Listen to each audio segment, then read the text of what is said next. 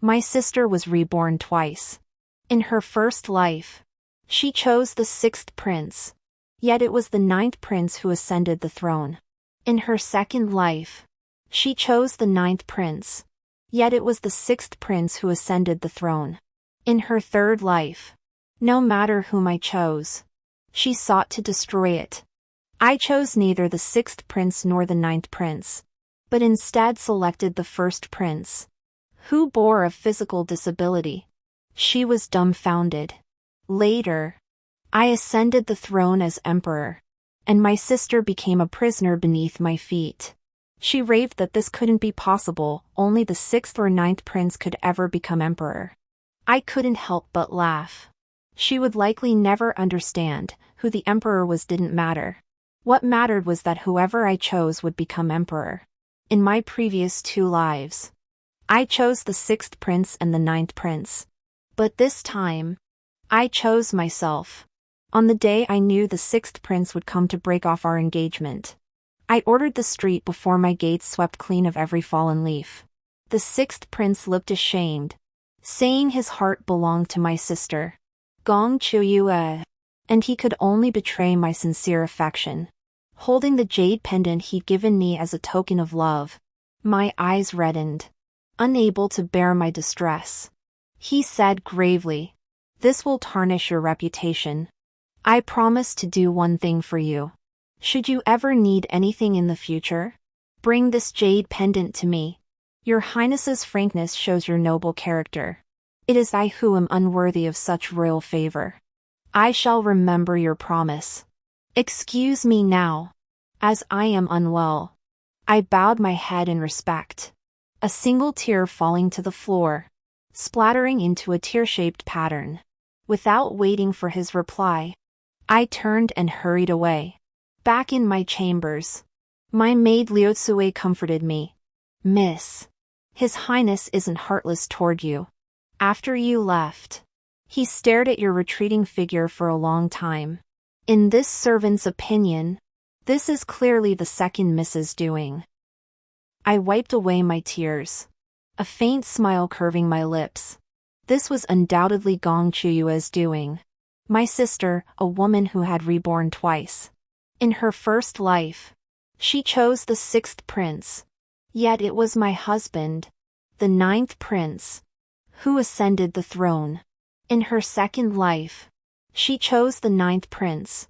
Yet it was my husband, the sixth prince, who ultimately became emperor. This is her third life. No matter whom I choose, she intends to sabotage it. Since that is the case, I shall grant her wish and see if she can laugh last. Within days, rumors of the sixth prince breaking off our engagement spread like wildfire. Some claimed the sixth prince was a moon in the heavens, beyond the reach of mortal women. Others said my conduct was improper, and he discovered it, leading to the annulment. The source of these rumors was obvious. I pondered briefly, then added another, that the sixth prince admired the second miss of the Grand Tutor's household, vowing to be with her for a lifetime. The rumor directly accused the sixth prince of arrogance and tyranny, treating the Grand Tutor's residence as his harem, with the Grand Tutor's daughters at his disposal for marriage. It also branded Gong Chuyue as unprincipled, stealing her elder sister's fiancé, behaving wantonly, and acting immorally. This rumor sent shockwaves through the capital. While no one dared mock the sixth prince, they laughed at Gong Chuyue. They mocked her for overestimating herself. Foolishly believing she alone held the sixth prince's affection, how could she disregard imperial propriety? Gong Chuyue wept uncontrollably before her father. "Your daughter knows not when she caught the sixth prince's eye, nor that he would break his betrothal to my elder sister for her sake. Even if I were to remain unmarried and become a nun for life, I would never dare jeopardize my sister's marriage. If she resents me for this, I can only shave my head and enter the convent to prove my innocence." Her father had always cherished her. He frowned and said coldly, "Yao Guang, you must understand this has nothing to do with Chuyue. It is her exceptional grace that earned the sixth prince's regard. Whichever of you marries him will bring honor to our Grand Tutor's household. This matter is settled. Harbor no resentment. Your father will find you another suitable match. I had witnessed the scene twice already. My heart had long since grown numb. I offered a gentle smile. Father speaks wisely. Your daughter has never resented my younger sister. As the elder sister, I should care for her more. It is her exceptional brilliance that invites slander. However, this matter ultimately tarnishes a maiden's reputation.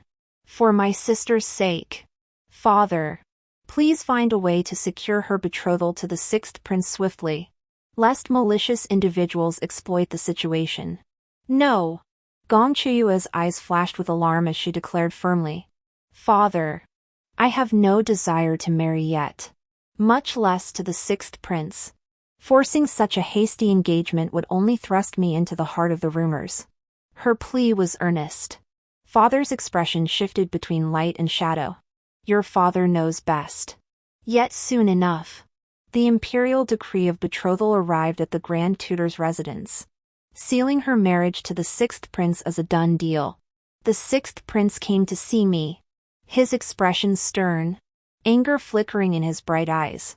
I thought we had made ourselves clear. Who would have thought you would resort to such methods to slander Xiao? Truly, your thoughts are wicked. Your Highness, this humble maiden does not understand.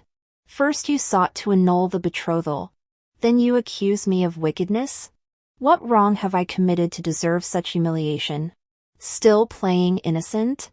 Then perhaps your Highness should have me detained at the Imperial Household Department for thorough questioning. You? Worthy of the Imperial Household Department? Why not? A clear voice sounded at the doorway as the ninth prince strolled in. Dressed in purple, fan in hand, he moved with an air of graceful elegance, noble yet strangely unsettling. I froze for a moment. In 2 lifetimes, I became the wife of both of them. I knew their natures well. The ninth prince was unrestrained and arrogant, a bit more willful and capricious. He was cunning and prone to suspicion. He deposed and reinstated me 3 times each, grinding me down in the harem for many years. He disdained beauties but adored fine steeds. I tampered with his most prized steed. He fell, breaking his back. From a spirited young emperor, he became a cripple confined to bed for 30 years. I spared his life, forcing him to witness my dethronement of him.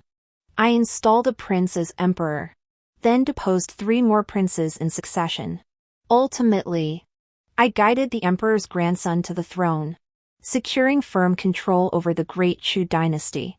The sixth prince, however, was cold and aloof, looking down on all beneath him.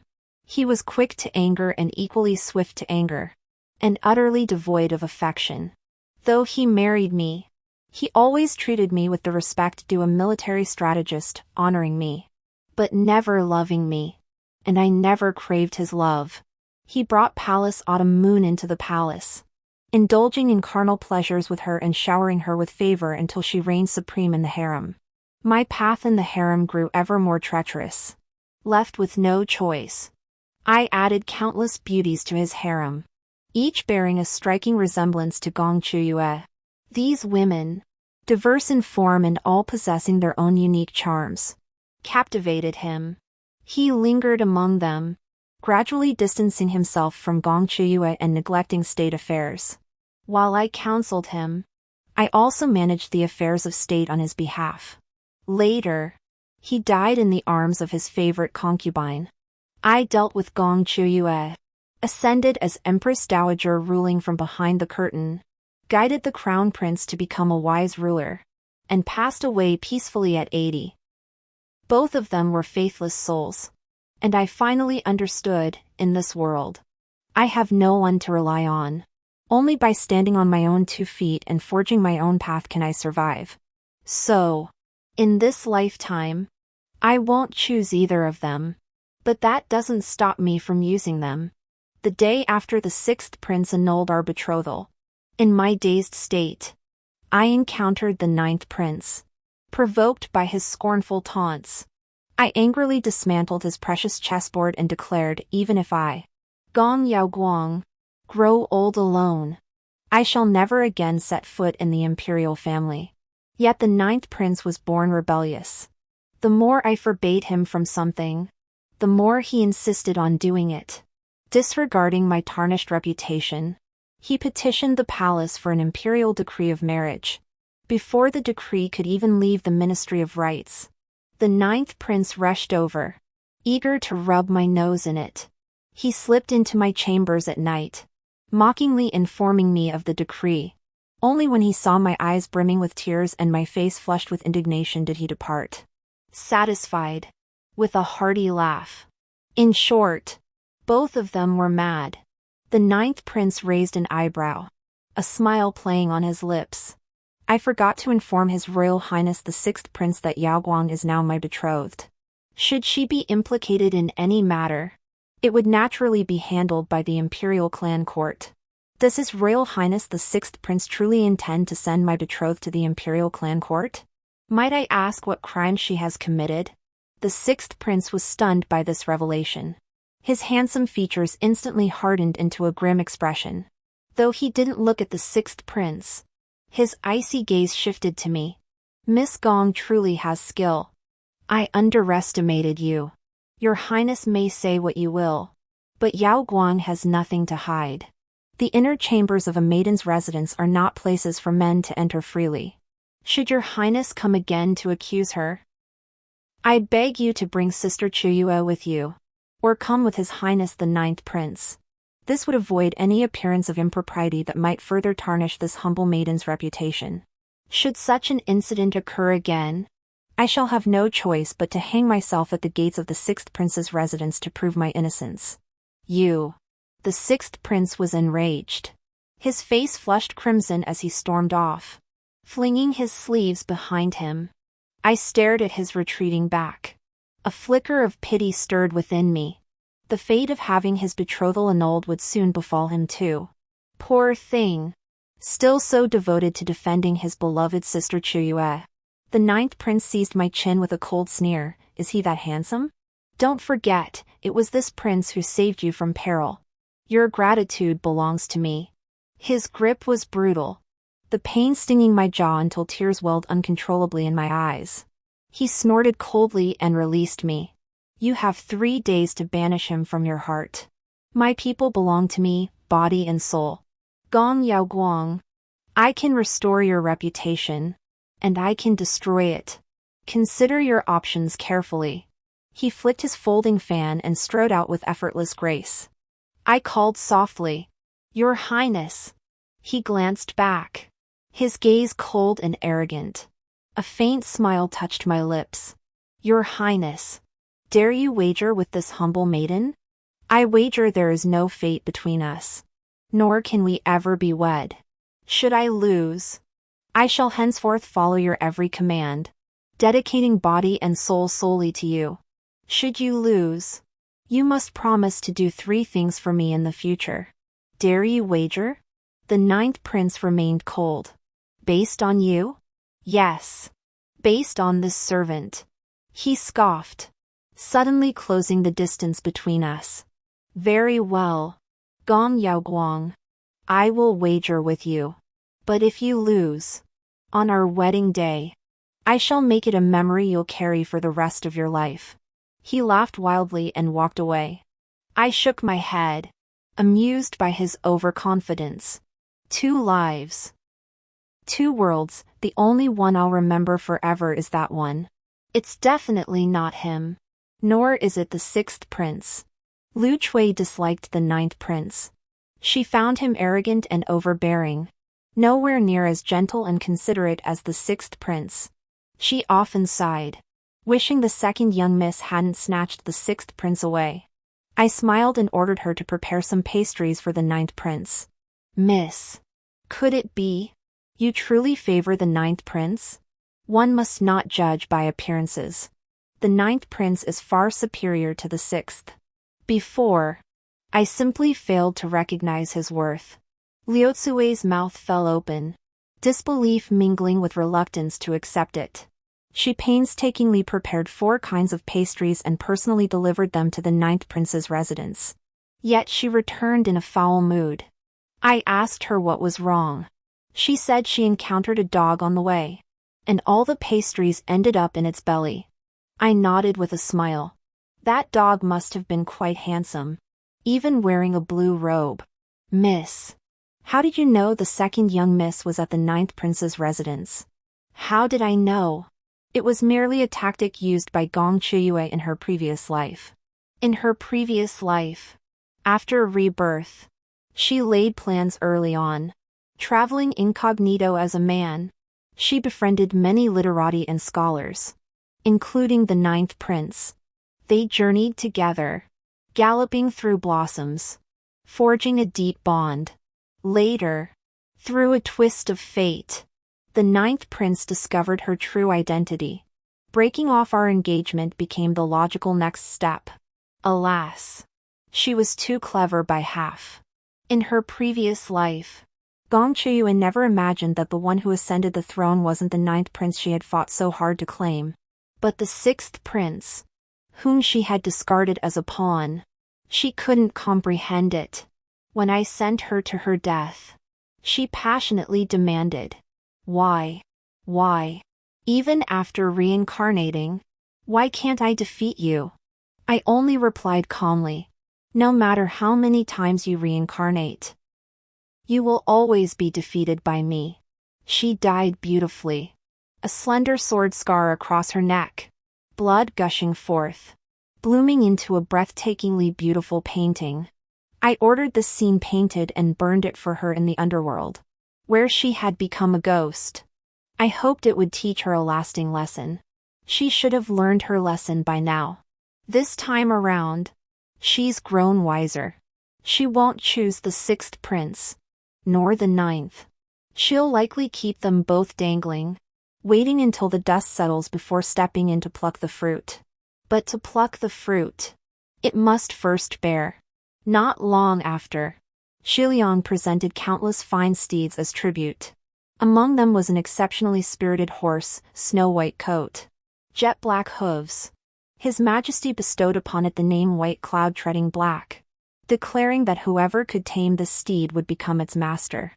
Gong Qiuyue appeared in male attire to tame the steed. Yet as she mastered its spirit, her hairpin slipped, her beard fell away, and a cascade of long locks unfurled in the wind. In the end, she tamed the horse and claimed it as her own. Her triumph drew thunderous applause and stunned the 9th prince. Only then did he realize his lifelong confidant had been a woman all along. Gong Qiuyue presented the steed to the 9th prince as an apology, then turned and departed with grace.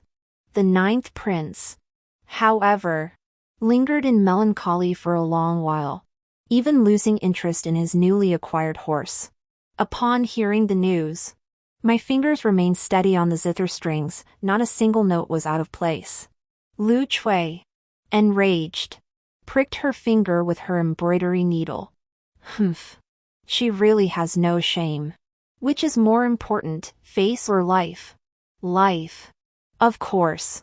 Yeah. I agree, it's life.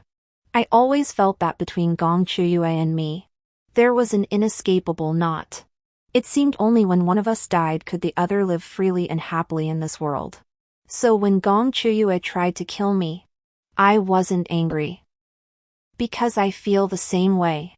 She can repeatedly erase the past and start anew. While I possess the memories of each rebirth, it's only fair.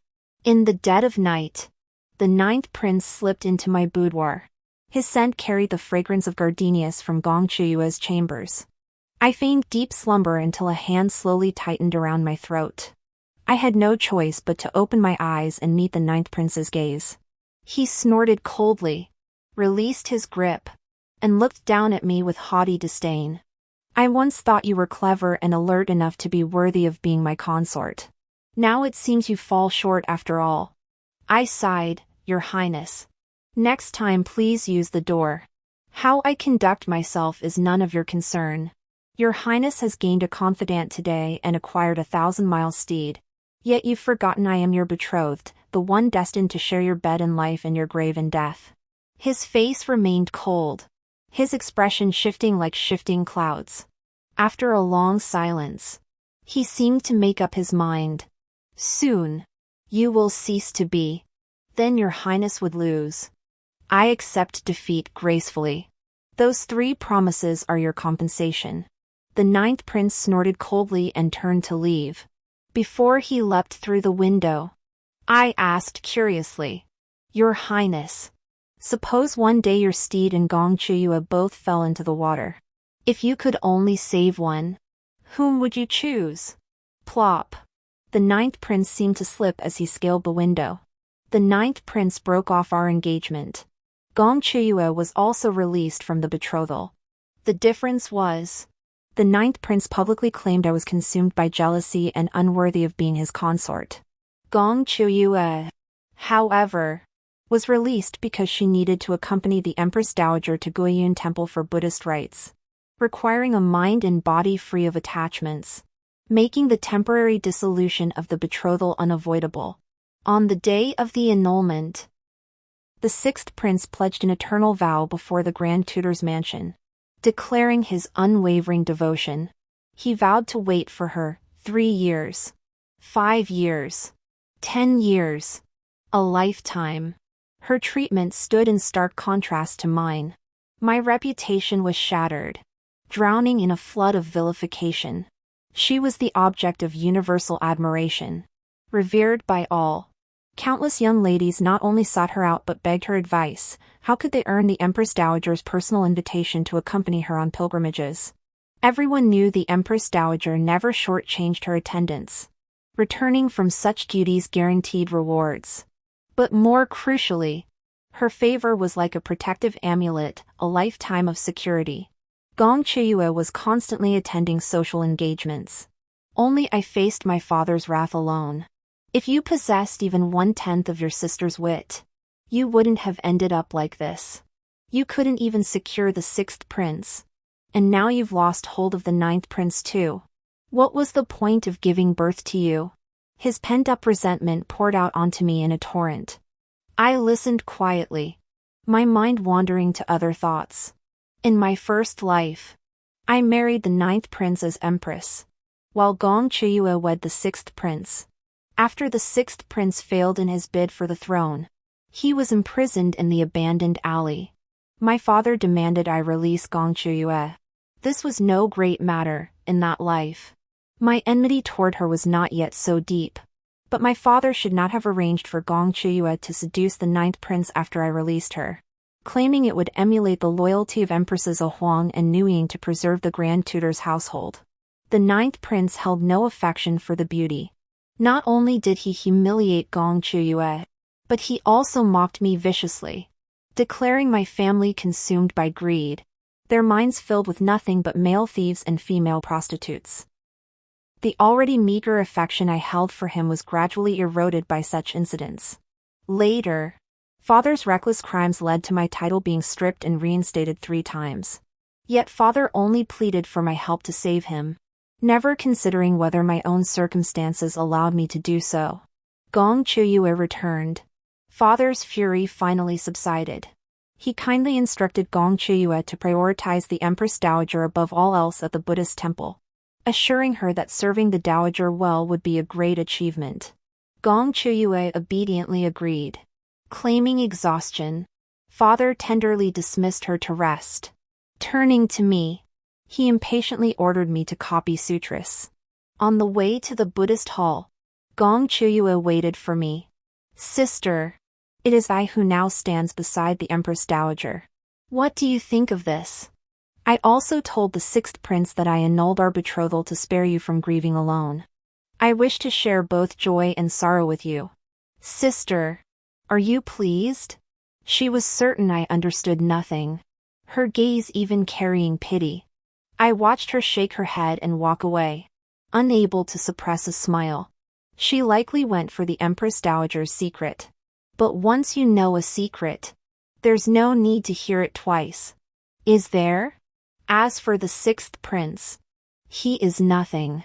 Every 3 years, the Empress Dowager would visit Guiyun Temple to worship the Buddha, selecting several outstanding young ladies from distinguished families to accompany her. Upon their return, each of those young ladies found a favorable position. In my second life, Gong Chuyue stole the 9th prince, tarnishing my reputation. Naturally, I refused to accept this outcome. Anticipating the Empress Dowager's pilgrimage, I leveraged my connections through the princess to gain an audience and volunteered my services. For 2 years, I toiled day and night at her side, earning her trust.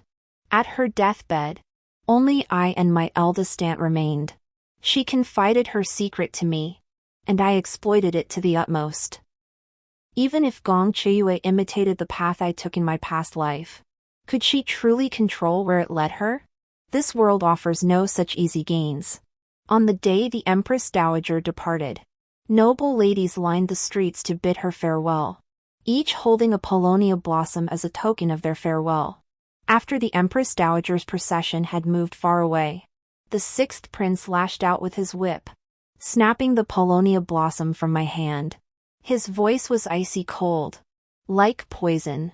A shameless creature like you has no right to bid farewell to the Empress Dowager. The blossom shattered on the ground. My hand was struck by the whip, swelling red and high. It hurt so much. My eyes reddened, brimming with tears that threatened to fall. The 6th prince frowned, his expression momentarily startled. Then, as if remembering something, he coldly declared, "If not for you, Xiao would never have broken off her engagement with this prince, nor would she have sought refuge in the Buddhist temple. A woman who stirs up trouble like you is truly disgusting." His whip rose high once more. I turned my body away, unable to block the blow, my thoughts drifting elsewhere. The 6th prince truly had no resistance to Gong Chuyue. He was far too easily manipulated by her. Gong Chuyue clearly held such a strong hand, yet she chose to discard it. She was utterly useless, always managing to ruin a perfect hand. Just as the whip was about to strike, it was seized by someone. The 6th prince roared, "Who dares obstruct this prince?" I commanded it. The crowd parted. A man pushed a wheelchair forward, carrying a man of noble simplicity, the 1st prince. Though clad in dark robes, in my eyes, he seemed to radiate light. The 1st prince gave me a slight nod, beckoning me to his side.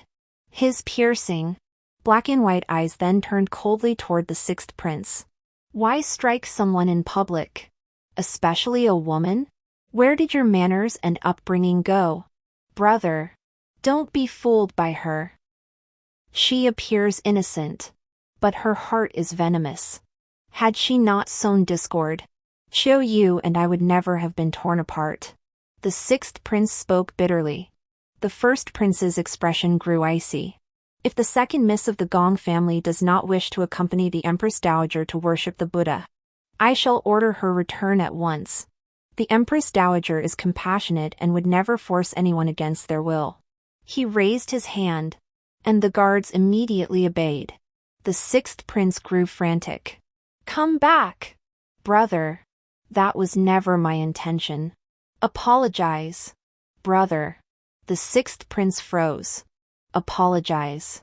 Apologize to the 1st miss of the palace." The 1st prince's tone was unyielding. Gritting his teeth, the 6th prince finally bowed his head in resignation. "Gong Yaoguang, I apologize. I was overcome by emotion today and should not have taken it out on you. Eldest brother, may I have her brought back now?" 6th prince, "This servant is wronged." I bowed my head, tears falling drop by drop onto the floor. As I reached for my handkerchief, the swollen back of my hand was exposed. The jade-like skin was splotched with red, a sight that looked quite alarming. A collective gasp rippled through the crowd. The 1st prince frowned. He extended his hand, and a guard promptly presented him with an exquisitely crafted whip. Seizing it, he lashed it down hard, straight onto the 6th prince's hand. The 6th prince yelped in shock, clutching his hand in disbelief. His furious gaze darted between me and the 1st prince. Very well. Today I've seen it all. Gong Yaoguang, you're something else. He turned and strode away, leaving the whip behind on the ground. I covered my mouth with the back of my hand, fearing I might laugh out loud. After a long while, the crowd dispersed. The crown prince said coldly, Gong Yaoguang, have you laughed enough? Me. I extended my hand toward the crown prince and whispered softly, Your Highness. It truly hurts. If only you truly knew pain. His words were cold, yet his ears flushed slightly. The crown prince was the eldest son of Empress Yuan. After Empress Yuan's passing, he suffered a spinal injury during military training, leaving him partially paralyzed. He was destined for the path of crown prince and emperor. Now confined to a wheelchair, he became the least likely contender for the throne. Yet it was precisely this man, cast aside by all, who became the decisive figure in the capital's political storms across 2 lifetimes. Alas! His fate was cruel. In the first life, he died young in the cold, desolately prince's mansion. In the second, he perished in distant Ansei. In both lives, I never got to see him one last time. I always felt someone so good shouldn't have died so easily. After rebirth, I seized the chance to meet the eldest prince. We spoke of the past, the future, the realm, the people's plight, the struggles of women confined to their chambers, and the grand ambitions for the vast lands. My words were heartfelt, yet he seemed to see right through me. He said, Out of the bond we've formed these past days, if you have a request, speak plainly. There's no need for this charade. What could I possibly want? Merely to live well. Merely to accomplish something meaningful. I said, I wish to ask your highness for a match. Would you consider it? He fell silent for a very long time, then ordered his men to escort me out of the mansion. His steward bowed respectfully. Please don't joke with his highness. Young lady. In his current situation, no noble family would dare marry their daughter to him, let alone the Grand Tutor's household. His situation, I knew it well. Empress Yuan came from a military family. When she married His Majesty, then still Crown Prince, her marriage was a tremendous asset to his ascension. But once the Crown Prince became emperor, that asset turned into a crushing burden. Later, Empress Yuan passed away. Her father and brothers perished on the battlefield. And even her 16-year-old son was crippled. Everyone knows the eldest prince was long abandoned by His Majesty. Over the years, many suitors have been proposed for the eldest prince, but none were suitable. The legitimate daughters of noble families refused to come, while the daughters of lesser households were deemed unworthy of his status. The emperor left the matter unattended, with no other elders to decide for him. The crown prince's marriage hung in limbo. In my previous 2 lives, he died without ever taking a wife. In this life, my father remains the same man, obsessed with favoring his younger sister and consumed by ambition. He won't pass up any chance to climb the imperial ladder. I don't want to marry the 6th prince, nor the 9th. The crown prince, however, is an excellent choice. Besides, he's the most restrained, gentle, and courteous person I've ever met. If marrying royalty is the only way to reach high status, why not wed the most pure and admirable among them? I had the steward deliver a message to the first prince. Yao Guang was not joking. If your highness is willing to wait, you will witness that day. I only hope that when my reputation is ruined and I am reviled by all, your highness will still remember Gong Yao Guang, who today voluntarily offered herself as your bride. Later, His Majesty arranged my marriage to the 6th prince. I knew what I tried to avoid would inevitably catch up. Perhaps I was destined to compete with Gong Chuyue for men. First the 6th prince, then the 9th prince. I deliberately accelerated the pace, hoping everything would end sooner, hoping my life could return to normal, reach the heights I desired, and take me to the distant places I longed for. The day before the Empress Dowager's Buddhist rites, I sent Liu Zui to the first prince's residence with a message. Yao Guang's reputation has fallen so low. Your Highness, do you still remember the Gong Yao Guang who once sought your hand in marriage?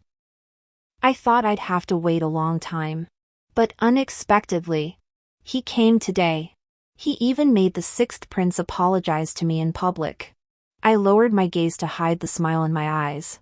Your Highness, are you feeling sorry for me? He called it insolence. Yet his ears flushed crimson. After Gong Chuyue's departure, the capital seemed to settle into a quiet calm. Even father grew weary of scolding me, instead turning to find a suitable match for me. Though my reputation was tarnished by 2 broken engagements, I remained a legitimate daughter, still of some use. He continued searching among the imperial relatives, intending to marry me off to a distant feudal prince or heir. After all, the winds of the capital couldn't reach those remote lands. Any gossip would be swallowed by mountains and seas. As long as the suitor was noble, his character or appearance mattered little. This made the search much easier. One day, father spoke to me earnestly, announcing he'd secured a favorable match with the Prince of Anling's household. He hoped I would quickly bear children there and secure my position as the principal wife. I lowered my gaze, my voice cold and hollow. I hear the Prince of Anling is about your age, with over a dozen grown sons. You want me to become his secondary wife, a stepmother to a brood older than myself? Have you no regard for your reputation? Humph. You are the one who has sullied the Grand Tutor's name. This is the best match I could secure for you. There is no room for your questioning. Father slammed his teacup down, his anger palpable. I lifted my gaze to meet his. In his youth, he was strikingly handsome, a true phoenix among men. I heard that during the imperial examination in the Golden Hall, the late emperor agonized over whether to crown him top scholar or third-place scholar. In the end, his desire to nurture talent prevailed, and he was bestowed the title of top scholar. He once diligently advocated for the people, once held the world as a public trust, and once selected talent for the court. But at some point, everything changed. I only remember his 2 previous lives. When he stirred up trouble in the court, plundered the people's wealth, and dragged me through the ups and downs of the harem like a stray dog. Later, when I took control of the government and initiated reforms, he became the greatest obstacle. So, I made him the first to fall. In this new life, no matter how he treats me, I don't care. Only occasionally do I recall childhood memories, how he once held me close, calling me good boy. So much so that when I became Empress Dowager, I kept a pure white pug, also named Good Boy. Father actively liaised with the Anling prince's household. Marriage negotiations would likely commence soon. Liu Zui wept in distress. Young mistress, why must your fate be so bitter? Bitter? Not truly bitter. Having lived 3 lifetimes, I possess a kind of longevity. Compared to many, I've gained something. Liu Zui gritted her teeth. Miss, what if the crown prince doesn't come to propose? I fell silent. If he doesn't come, it means I can't enter the game in the capital. Then I'll just have to marry the Prince of Anling. I hear his household is very wealthy. It should help buy more provisions when we rebel. Stop thinking about it. Just embroider a few more handkerchiefs. They'll come in handy either for wiping tears or sweat. Either way, they'll be useful. Lu Chui sighed deeply, resigned to her fate, and obediently returned to embroidering handkerchiefs. Such a good girl. That evening, father summoned me. He announced my marriage had been arranged and told me to prepare for the wedding with peace of mind. I asked, is it the Prince of Anling or the first prince? His expression darkened. But I knew. It must be the first prince. Suddenly enraged, he struck my face with his palm. You are indeed cunning. Flattering and seducing the first prince, Did you deliberately ruin the betrothal with the 6th and 9th princes? How could you stoop so low? His hand came down again, but I seized his wrist. I lifted my gaze, staring at him with icy eyes. Father, choose your words carefully. However unworthy the crown prince may be, he is still His Majesty's legitimate son. How is marrying him degrading? Wicked child! How dare you speak to me thus? Do you no longer regard me as your father? Did you not disown me long ago? How exactly were my betrothals destroyed? Father, do you truly not know? He pressed his lips tightly together, saying nothing. I flung his hand away, feeling only tedium. He knew. He was merely pretending ignorance. In my first life, when I killed him, I asked, why did you become a different man the moment Mother died? His hair was drenched in blood, his body a mess. Yet his gaze burned with venom. You cursed your mother to death, turned me into a widower. Every time I think of it, how we could have shared a lifetime of marital bliss, it's all because of you that we're now separated by life and death. I hate you so much I could. The rest of his curses faded into a haze I couldn't quite hear. I only thought, so that's it. That's why he hates me. That year, a Taoist priest passed by our door. Mother, curious, invited him in to read our fortunes. I'd seen him flirting with women while playing on the street, so I bluntly told her he wasn't a good man. Perhaps that's why he took such a dislike to me. He read the fortunes of the entire family, declaring all were blessed with good luck. He especially proclaimed that Gong Chiyue possessed the unparalleled fortune of a phoenix. But when it came to me, his expression turned grave. Only after my mother repeatedly urged him did he finally say, with deep concern, that I was born with a calamitous fate destined to bring misfortune to my father, mother, husband, and children. Mother scolded him repeatedly. I argued with the man, insisting I didn't wish to offend a nobleman, but truly dreaded seeing such a good family destroyed because of me. What followed? I don't recall. I only remember Mother frowning, calling him an ill omen and saying she didn't believe his words. Until later, when she died in childbirth, taking both her own life and the baby's. And Father's gaze toward me grew increasingly strange. He doted on his concubines, on Gong Chiyue, yet treated me, this motherless orphan, with nothing but cold indifference. But I was born with a rebellious streak. The more others tried to crush me into dust, the more I vowed to bloom like a fragrant flower in that very soil, blooming boldly, blooming freely. After our final falling out, Father turned completely against me, confining me within the manor. But I wouldn't listen to him. I scaled the wall and escaped. Today, the mule and horse market had a herd of horses brought by the barbarians. I picked out a tall, sturdy steed. Just as I was about to pay, someone interjected. I'll take this horse. It was the 9th prince. I thrust the silver pouch into the merchant's hands and reached to lead the horse away. The 9th prince wouldn't back down, grabbing the reins in a struggle. I mounted first, looking down on him from above. Then let's race. If your highness wins, I'll give you this horse. Dare you? Overconfident. I'll make you admit defeat. He mounted too. We chased each other out of the city, beginning our race across the open grasslands. The wind howled, as if tugging at my very soul. I felt an indescribable exhilaration. I owed thanks to Gong Chiyue for granting me rebirth, restoring this youthful body, and preserving everything I hadn't yet lost. This time, I was determined to seize more. The 9th prince and I were neck and neck. He spurred his horse on, and I matched his pace. But soon, the path ahead ended abruptly. Before us lay a chasm, a gaping rift like a monstrous maw ready to devour all life. Driven by sheer courage, I pulled the reins tight. My steed leapt into the air. Behind me, The ninth prince's furious roar echoed. Gong Yao Guang. Have you lost your mind? Yes. I have. Would you dare challenge a madwoman? After landing, I charged straight ahead like a streak of light. After a long while, the horse stopped. I dismounted and lay on the grass, letting it graze leisurely. Much later, the ninth prince arrived. He circled me on horseback.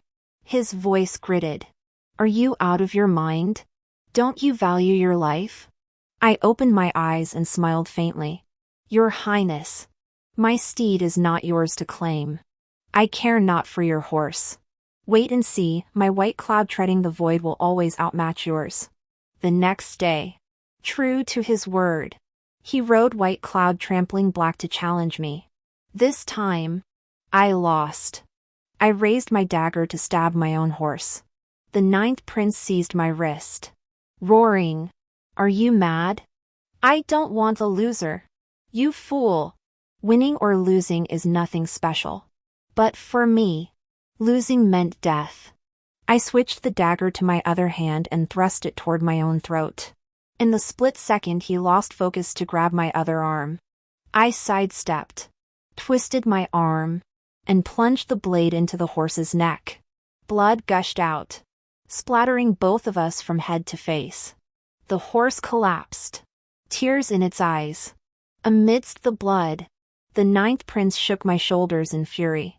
Gong Yao Guang, you're fucking insane. In the blood-stained chaos, I smiled. Yes, I am insane. I couldn't quite understand why father loved Gong Chuyue. Why the sixth prince loved Gong Chuyue. Why even the ninth prince was drawn to her. I couldn't compete with her, but I insisted on leaving her with a bitter taste. That day, the ninth prince glanced between the horse and me, raising his sword to strike me several times, only to stomp his foot in rage each time. Finally, he tossed aside his dagger, declared he'd spare my worthless life for now, and fled in a panic. I stared at his retreating back, a faint smile playing on my lips. See, Gong Chuyue? You're copying me, and I'm copying you. And this time, it seems I've won. After a long, long while, a handkerchief fell onto my face.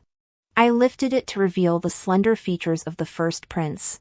You've had your fun, as long as it served its purpose.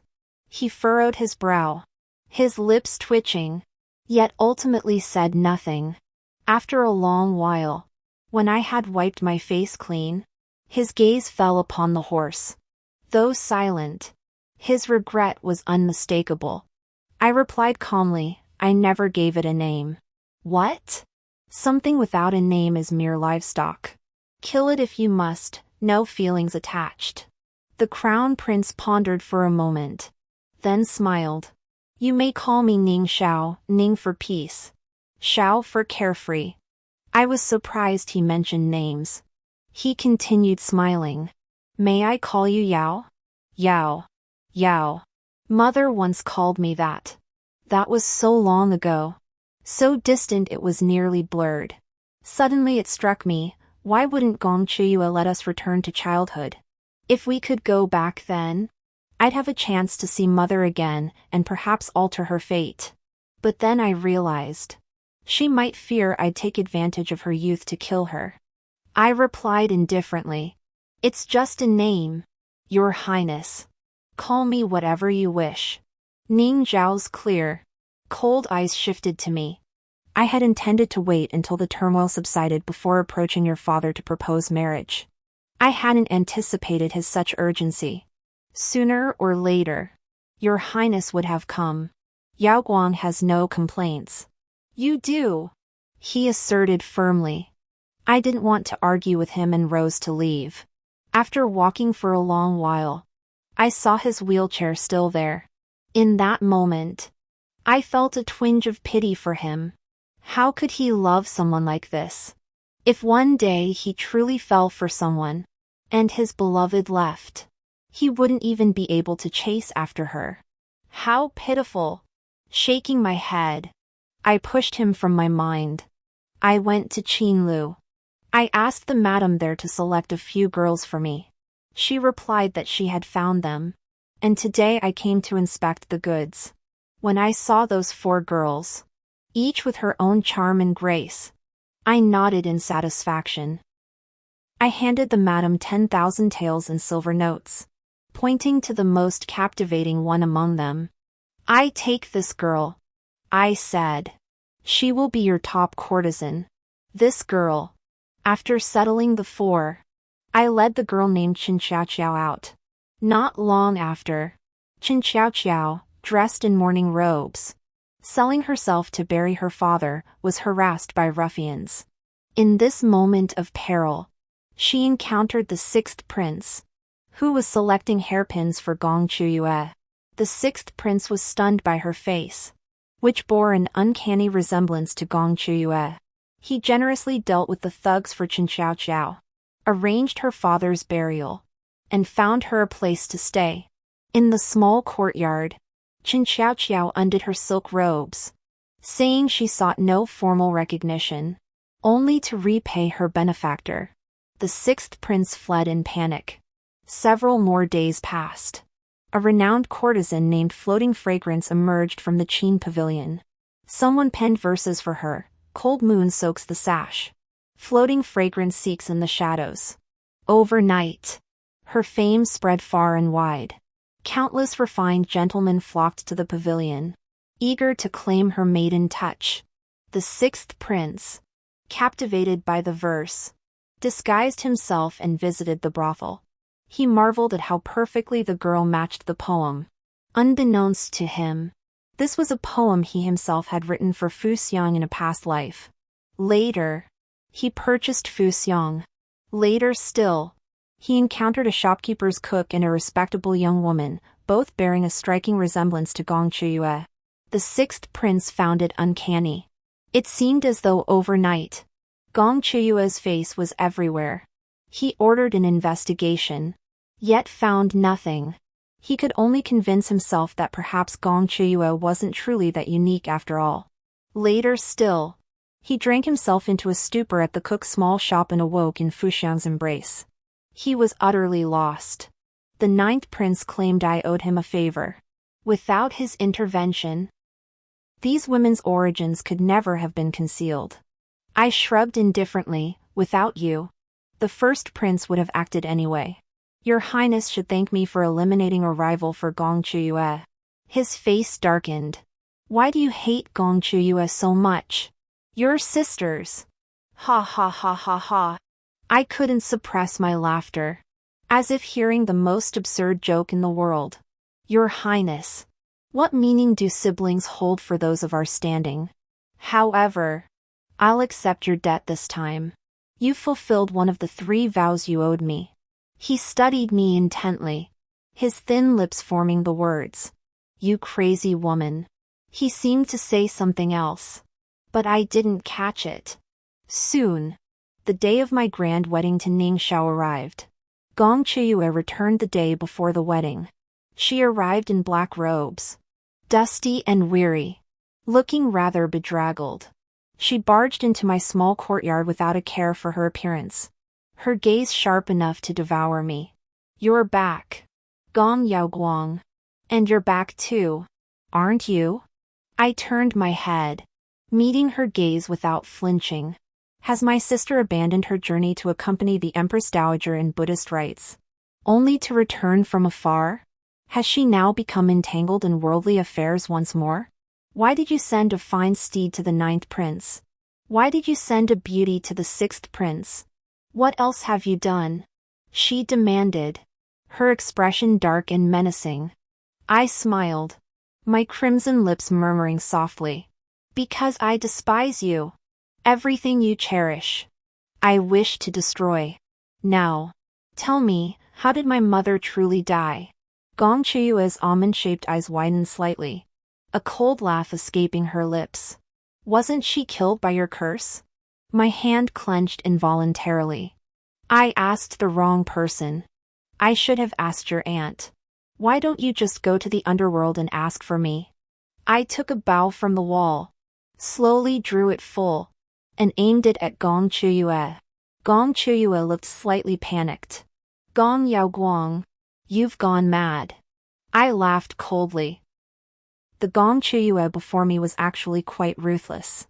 I clearly remember in the first life, Gong Chuyue's aunt lived until I seized the Gong family estate. But in the second life, Gong Chuyue's aunt died early, supposedly killed by my curse.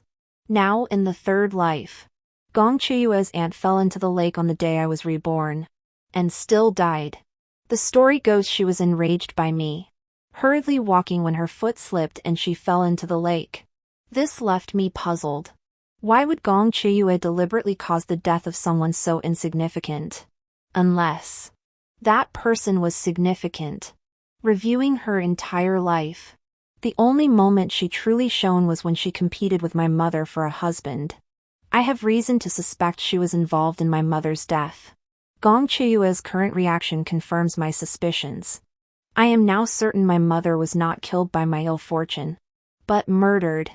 Gong Chuyue retreated step by step. My arrow shot out, landing behind her, blocking her path. Tears streamed down her face. Sister, what have I ever done to deserve this? Why must you kill me? Wicked creature. If you wish to kill, then kill me now. Father entered, his imposing presence blocking Gong Chuyue. He fixed me with a gaze that held no concealment of venom. I murmured softly, Father, her aunt murdered my mother. Must you still shield this criminal? The guilty one is clearly you. Don't presume to act with impunity in this household just because you're betrothed to the crown prince. If I disapprove, you'll never marry him. Now put down that bow and go kneel in the ancestral hall to reflect on your sins. This palace shall see who dares lay a finger on this palace's consort. The squeaking of Ning Xiao's wheelchair sounded particularly jarring. His cold eyes fixed on me. After nodding to me, he turned his gaze to Father. Father could only awkwardly apologize. Ning Xiao remained non-committal. Gong Chuyue and I locked cold stares. After a long silence, Father led Gong Chuyue away. Before leaving, she asked me resentfully, Sister, are you truly marrying the crown prince? You once said he was crippled and beneath you. Did he force you? If he did, I'd risk my life to stop you from marrying into the crown prince's household. My dear sister, ever so devoted, was once again putting on a show of sisterly affection. I snapped, Get out. Ning Xiao interjected, She can't leave. As Father breathed a slight sigh of relief, Ning Xiao stated calmly, 50 lashes across the face. Then you may leave. Father grew frantic. Your Highness, I beg your forgiveness. For the sake of this old servant, please spare Xiao Yu. She merely worried for her elder sister and spoke her mind. If your Highness will pardon her, I shall persuade His Majesty to attend your wedding banquet tomorrow. A mocking smile flickered across Ning Xiao's icy countenance. No need for the Grand Tutor's trouble. Let fate decide. Gong Qiuyu endured 50 lashes. Her lips torn raw. When she wept as she fled my courtyard, Father completely broke down. First Prince, you abuse your power. I shall file a formal complaint against you. The Grand Tutor may do as he pleases. Father stormed off in fury. The dust settled. I looked at Ning Xiao. What brings you here? He slowly drew a hairpin from his robe. To give you this. It was a phoenix hairpin, radiant with flowing light. Within its dazzling golden glow, multicolored gems shimmered brilliantly. In my previous 2 lives, I received this hairpin on my wedding day. Never did I imagine this lifetime. He would present it to me personally. I reached out to take it, naturally pinning it to my hair. Ning Xiao watched the shimmering hair ornament with intense focus. His voice tinged with unease, This was my mother's keepsake. It looks beautiful on you. Something so precious.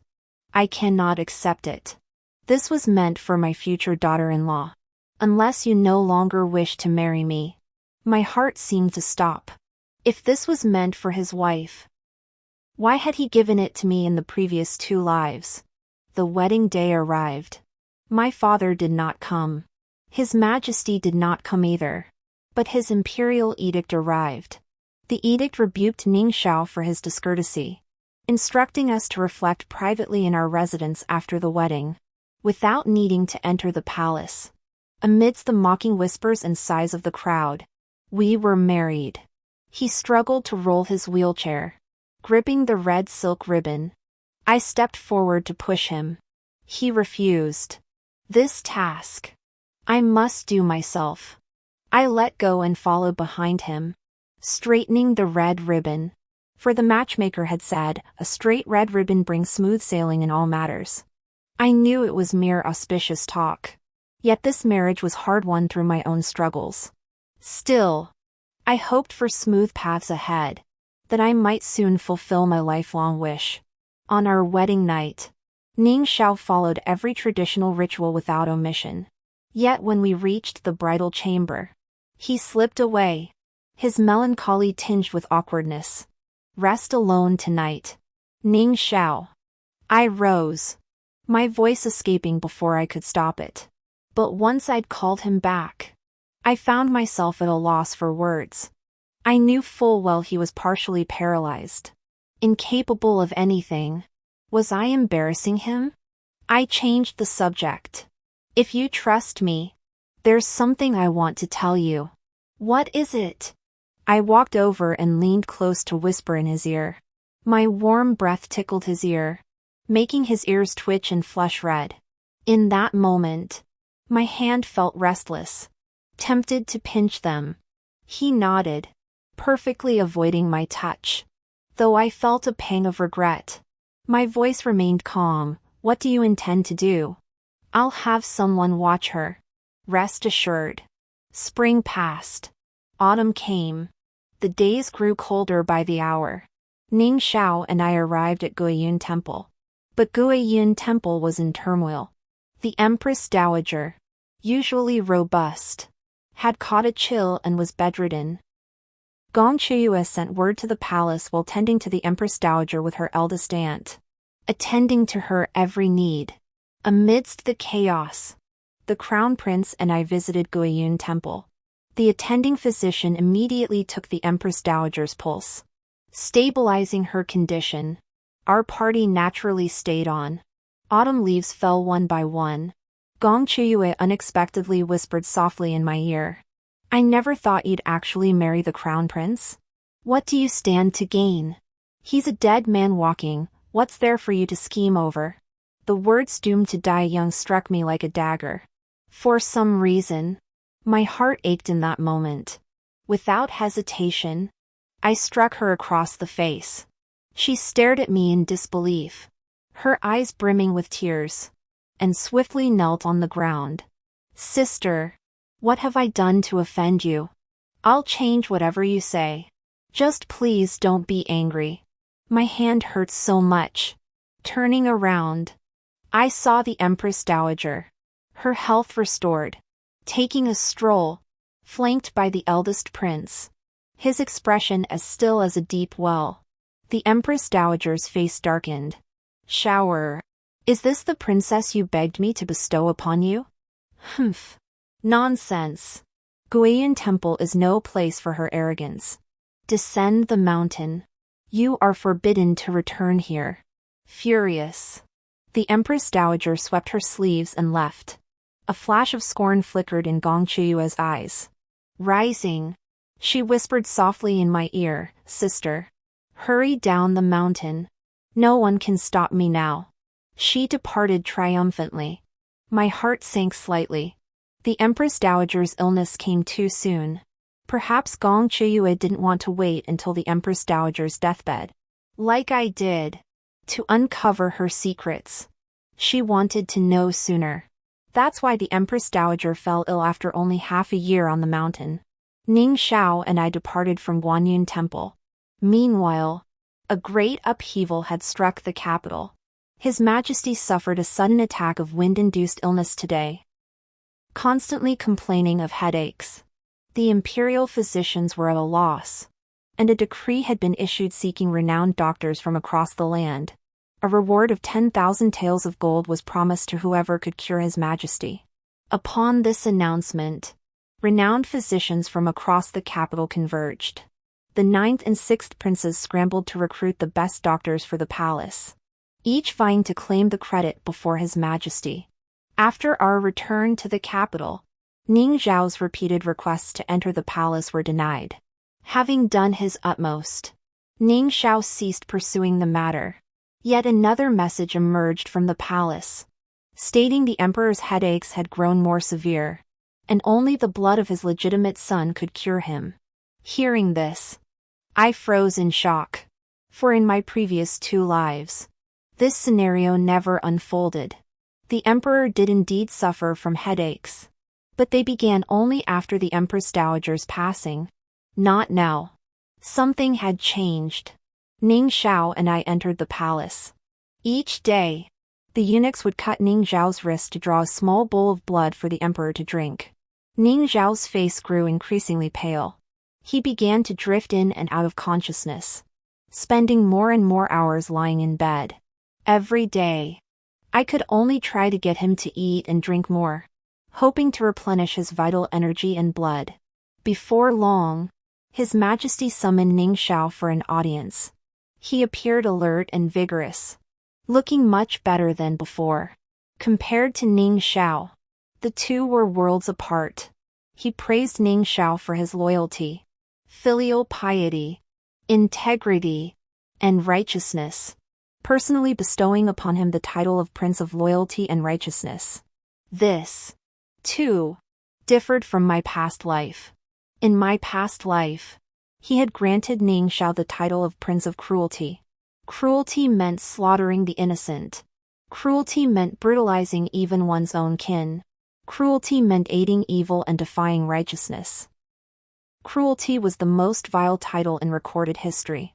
In both previous lifetimes, Ning Xiao had borne this title upon his death. This lifetime, because of Ning Xiao's blood, the emperor had changed. He had actually altered the title.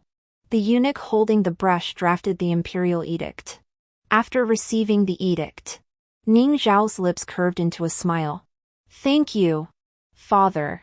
Henceforth, you may rest peacefully within the palace."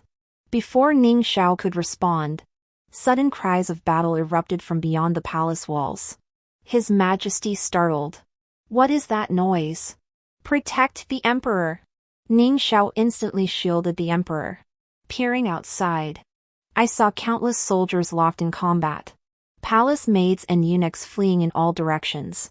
A young eunuch scrambled in, face pale with terror. "Your Majesty, it's terrible. The 6th and 9th princes have rebelled outside. The imperial guards are fighting desperately to protect you.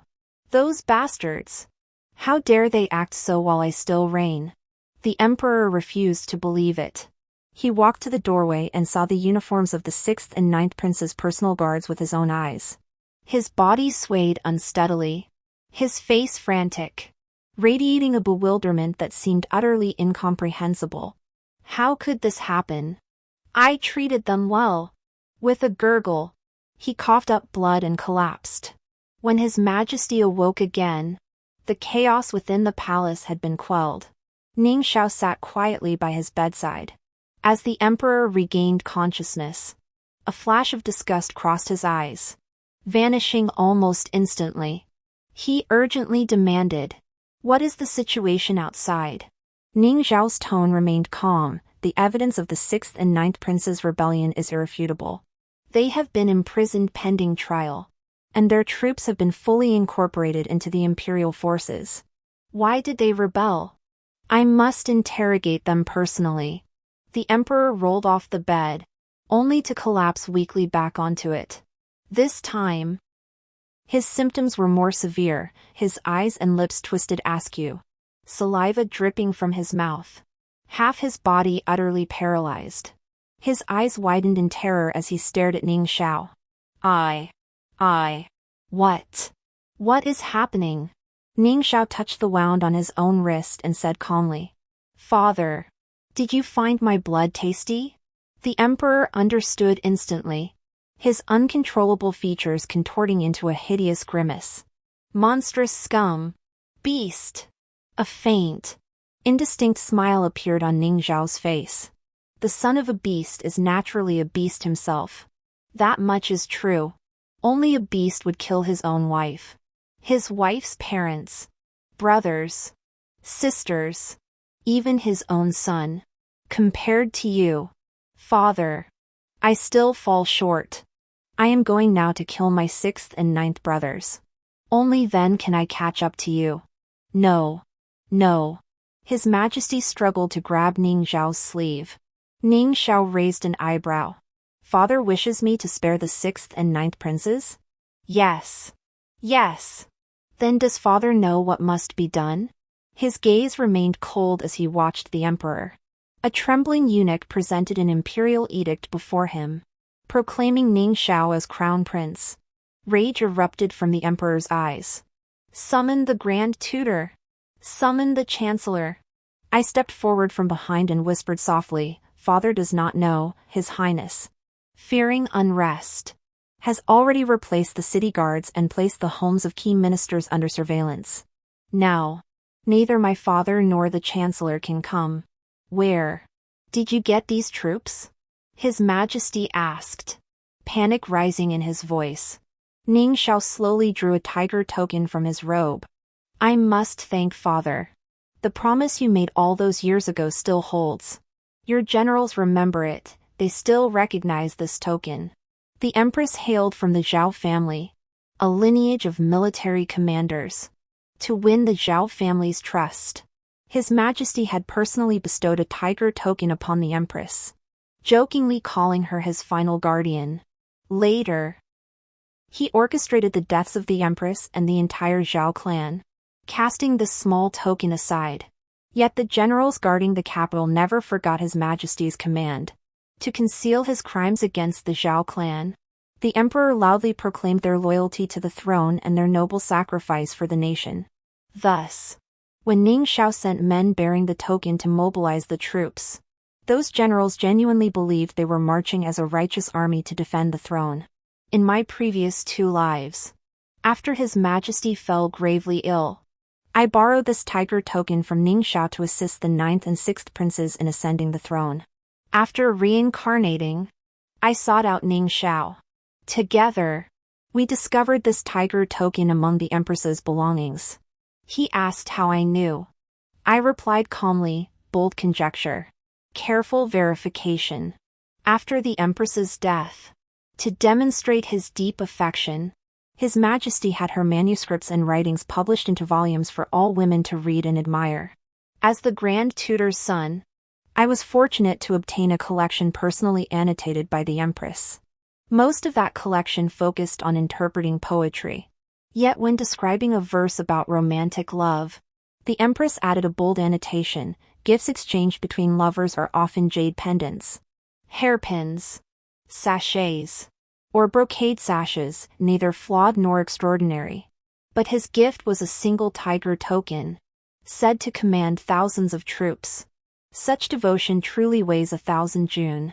When the Empress wrote these lines, her pride must have swelled unbounded. Alas! Little did she know this was but a smokescreen.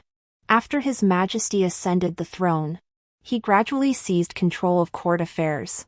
Within a mere decade, the entire Xiao clan was annihilated, and even her beloved son nearly perished on the battlefield. Armed with this line, I pieced together other clues, gradually uncovering the truth and tracking down that tiger token. Gong Chiyue always thought I was just lucky. She didn't know the relentless effort and calculated steps I took behind the scenes. His Majesty's body, propped up with great effort, collapsed once more. A single tear slid slowly from the corner of his eye. His lips moved indistinctly, uttering the word traitor. The young eunuch, trembling with fear, stepped forward to grasp His Majesty's hand. With trembling fingers, he pressed it onto the seal paste, stamping His Majesty's seal onto one imperial edict after another. One of these edicts declared the 6th and 9th princes to be stripped of their titles and demoted to commoners. The great Chu dynasty had changed. The following day in the imperial court, Xiao was proclaimed crown prince.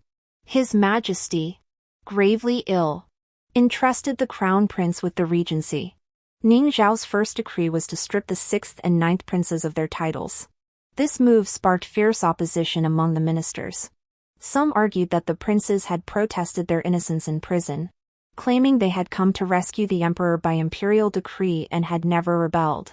Xiao asked calmly, "By whose decree?" "The Empress Dowager's." "Are you suggesting Her Imperial Majesty sought to rebel against His Majesty?" The minister fell silent. Though not biological mother and son, the Empress Dowager and the emperor had long been celebrated for their filial devotion.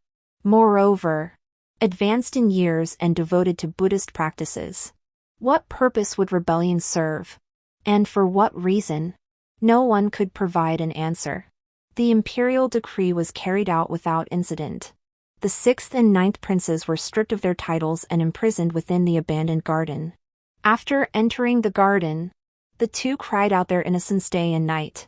The steward overseeing the garden reported that their constant disturbance might tarnish the crown prince's reputation. "I went to see them, seeking a way to silence their cries." Prince Lu now appeared filthy and disheveled. Seeing me, his shame only fueled his rage further. "Gong Yao Guang. So you were the one scheming behind the scenes. You falsely claimed the Empress Dowager's edict, saying the Forbidden Palace was in turmoil, deliberately luring us to the palace to defend the throne, only to capture us in the end. Is that it? Since ancient times, the rules have been clear: a prince may only have 300 personal guards.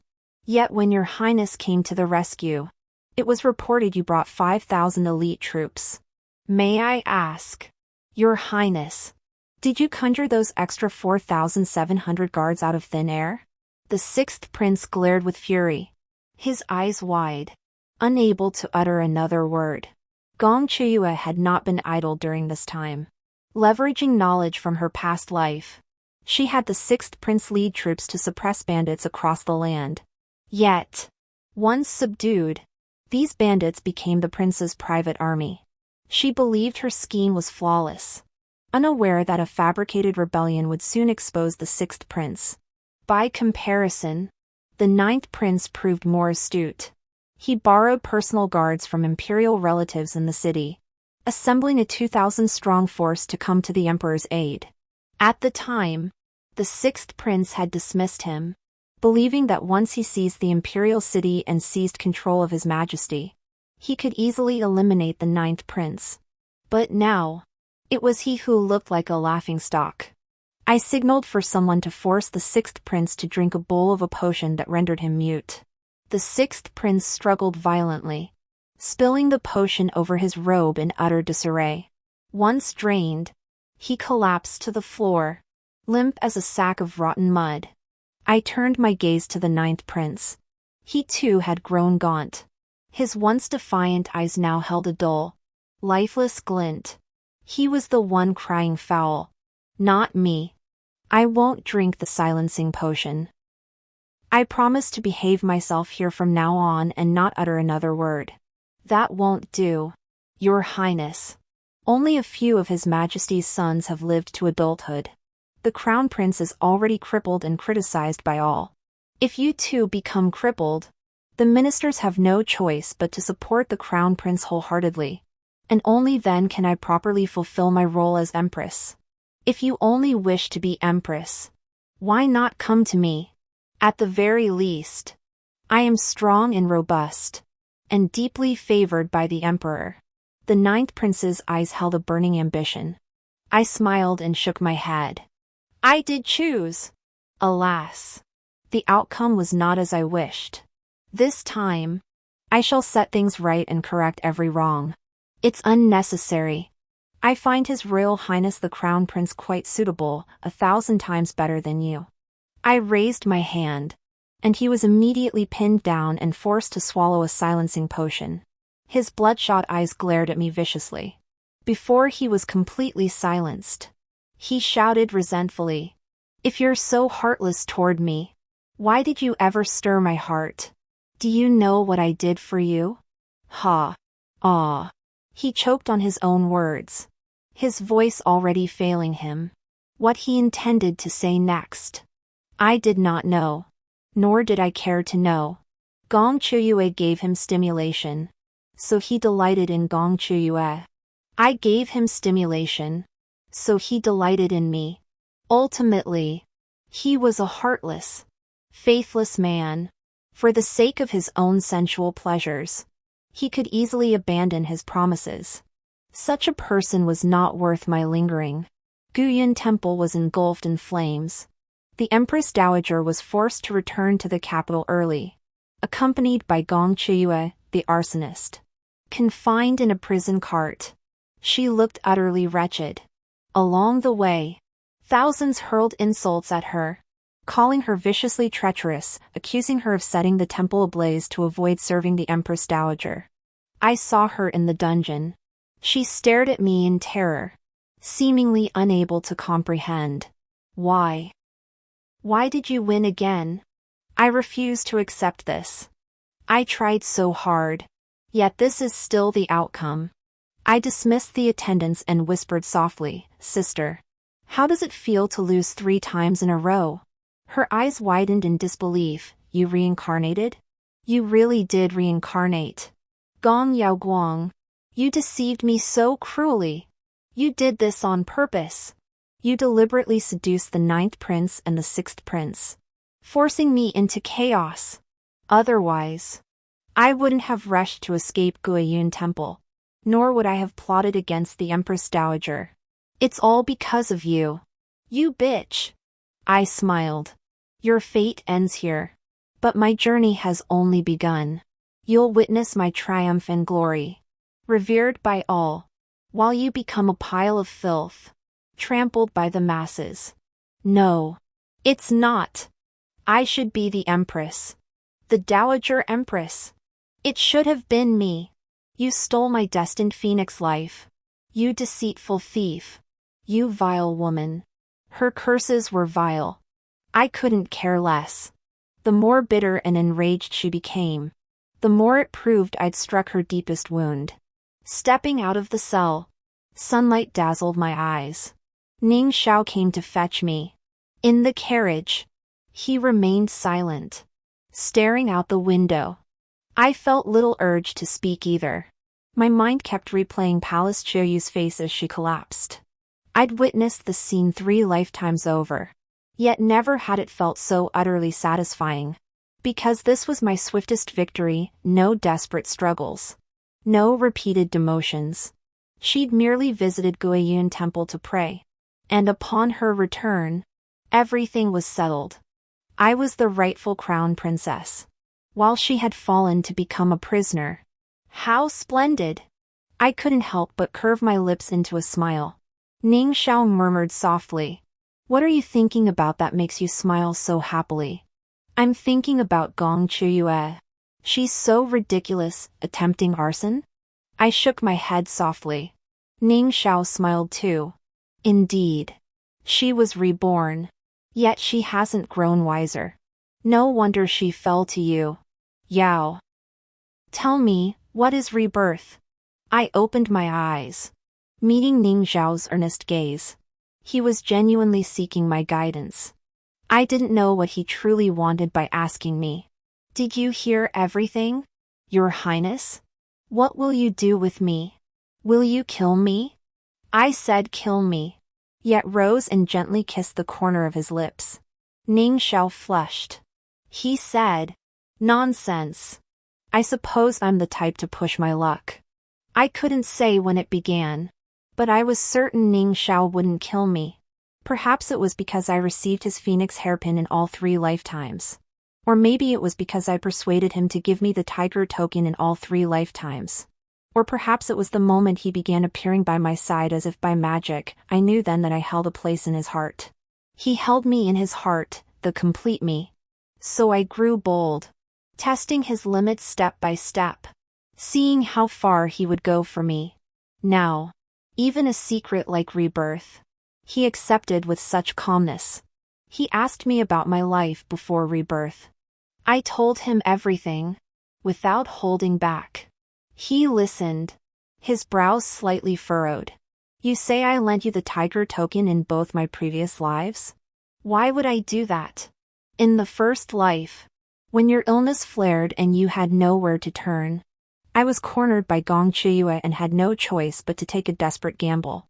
I kidnapped the imperial physician for you and seized the medicine. Grateful for my help, you lent me the tiger token.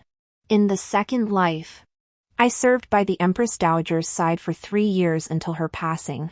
Later, His Majesty passed away, passing the throne to the 9th prince. The 6th prince rebelled, and the two sides were evenly matched. I falsely claimed an edict from the Empress Dowager and borrowed the tiger token from you. You lent it to me. So that's how it was. He furrowed his brow in thought, then suddenly smiled. In the first life, I acted out of gratitude. In the second, I followed the Empress Dowager's orders. You truly knew how to manipulate me, Xiao. How did you become so formidable? In that moment, my heart felt as if it were floating. I expected him to scold me, after all. I'd schemed against him in every lifetime. Instead, he said I was brilliant. He was utterly unreasonable.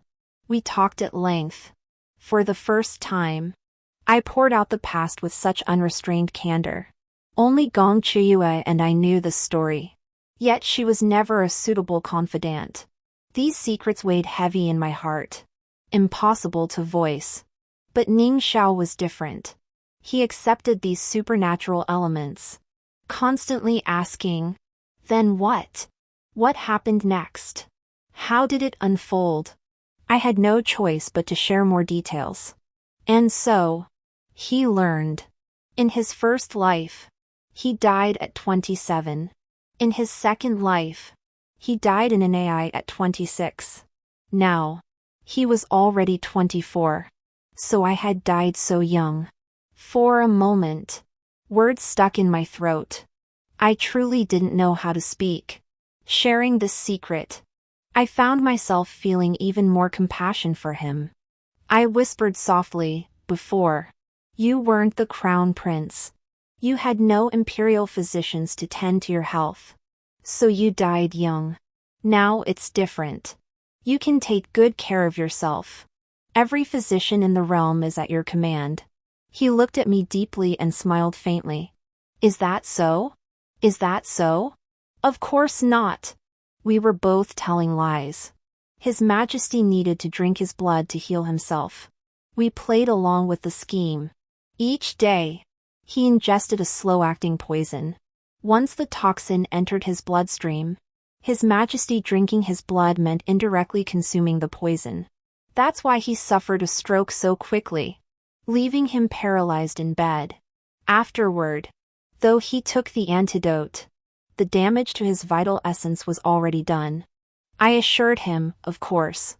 I'll find the finest physician in the realm to restore your health." He chuckled softly. "Oh, you look utterly charming when you lie. Tell me more falsehoods, I adore hearing them." Me? That rare flicker of sincerity in me was utterly undone by his laughter. "Aw, just shut up already." The Empress Dowager summoned me to her presence. After enduring illness and arson, her health had deteriorated further. She sat weakly on the bed, her pale lips parched, the decay within her now impossible to conceal. My eldest aunt was tucking the quilt around her. After a moment's thought, I approached with ease, poured her tea, placed the spittoon to her right, then sat at her feet to massage her legs.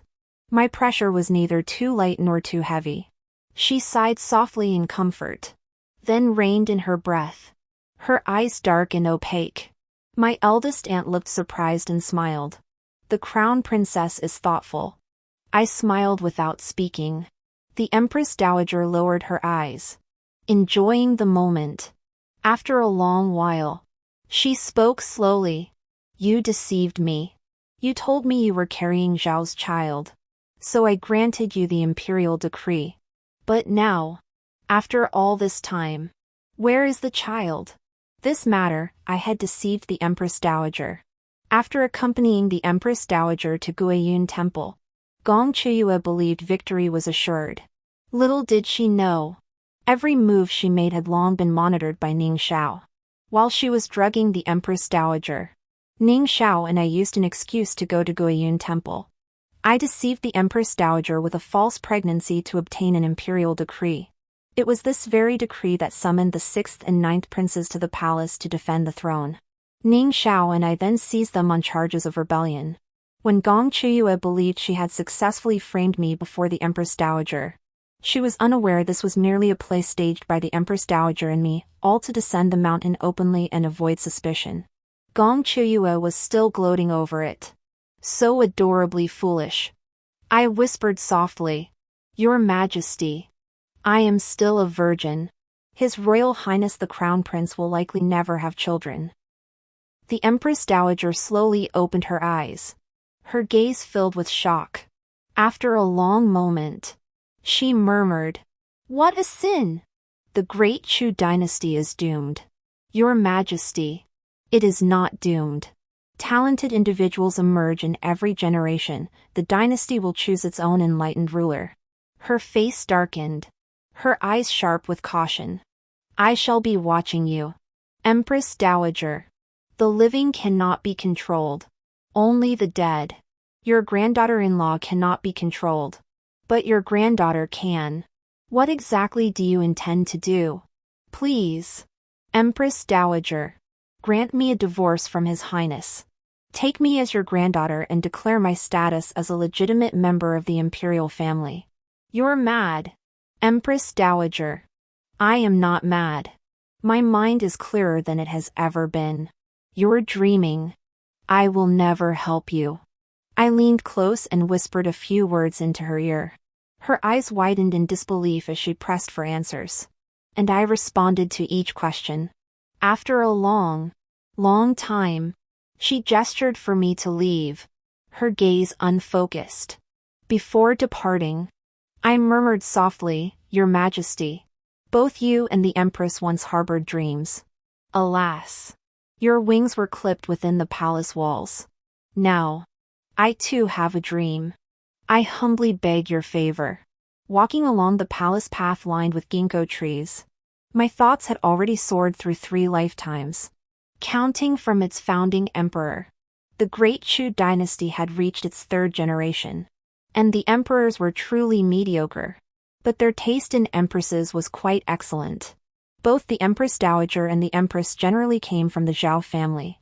The Empress Dowager was once a heroic woman, charging across battlefields with a crimson-plumed spear that radiated fierce martial prowess.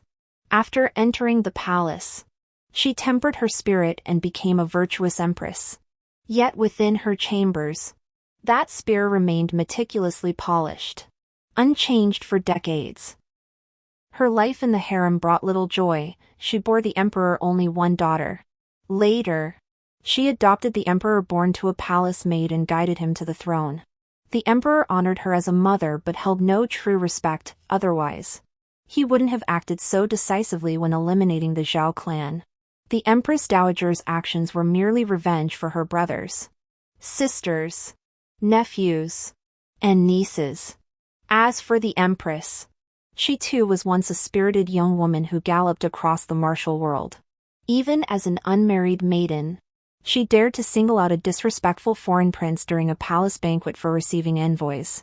When she dismounted the prince with a single spear thrust, she won thunderous applause from the entire hall. Before their marriages, both women had shone brightly. Yet upon entering the palace, they both sheathed their rebellious spirits, becoming exemplary wives and mothers. Alas, in this world, not every sincere heart is met with equal devotion. How many genuine affections could ever fill the insatiable greed of imperial families? After the Empress and the entire Xiao clan perished, the Dowager Empress too felt grief and anger. Yet all she could do was protect Ning Xiao and see him grow up safely. In her second life, I was by her side when she died. She revealed a secret to me, the Shu treasure vault. When the Xiao family invaded Shu, the king of Shu, knowing he couldn't hold them off, had hidden all the treasures in one place beforehand. That was the Shu treasure vault. The Xiao clan brought back news of the Shu treasure vault. Alas!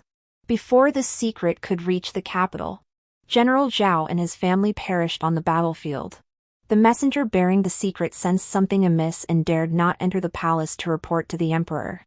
Instead, he relayed the information to the Empress Dowager through circuitous means. The Empress Dowager guarded this secret.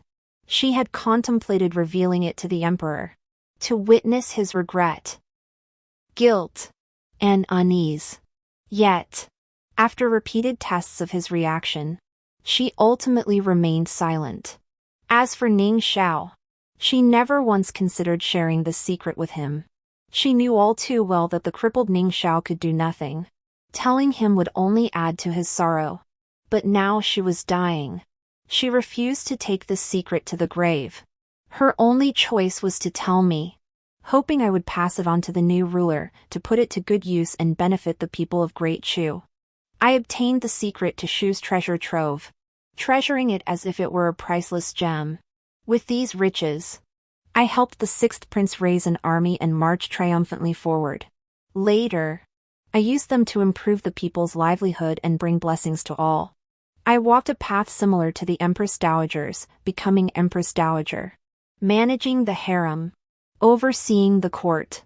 I thought I was different from her, that she spent her life grieving for men, while I was not swayed by love. But in my final moments, reflecting on the past, I realized there was little difference. I had only advanced a little further than the Empress Dowager. As regent in the Empress Dowager's stead, no matter how capable I proved, I remained an outsider, foreign to the imperial family. This time, however, I sought to enter the game openly. I needed a legitimate status, one that could never be stripped from me. Time slipped away in a flash. 3 months later, the imperial physician declared His Majesty gravely ill, too weak to govern, requiring only careful recuperation. Crown Prince Ning Xiao ascended the throne as emperor, establishing the Xingyuan era. In the first year of Xingyuan, ministers petitioned to crown me empress. Ning Xiao refused. He declared I was the long-lost daughter of the retired emperor, raised in the Grand Tutor's residence, and that my subsequent actions were to aid him in uncovering the truth behind the 6th and 9th Prince's rebellion. Now that the usurpers had been eliminated, I should reclaim my true identity and return to my ancestral home. Naturally, there were objections, but it did not matter.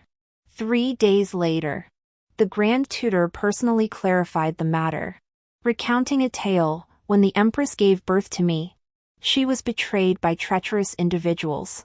Fearing for my safety within the palace, His Majesty entrusted me to the Grand Tutor's residence.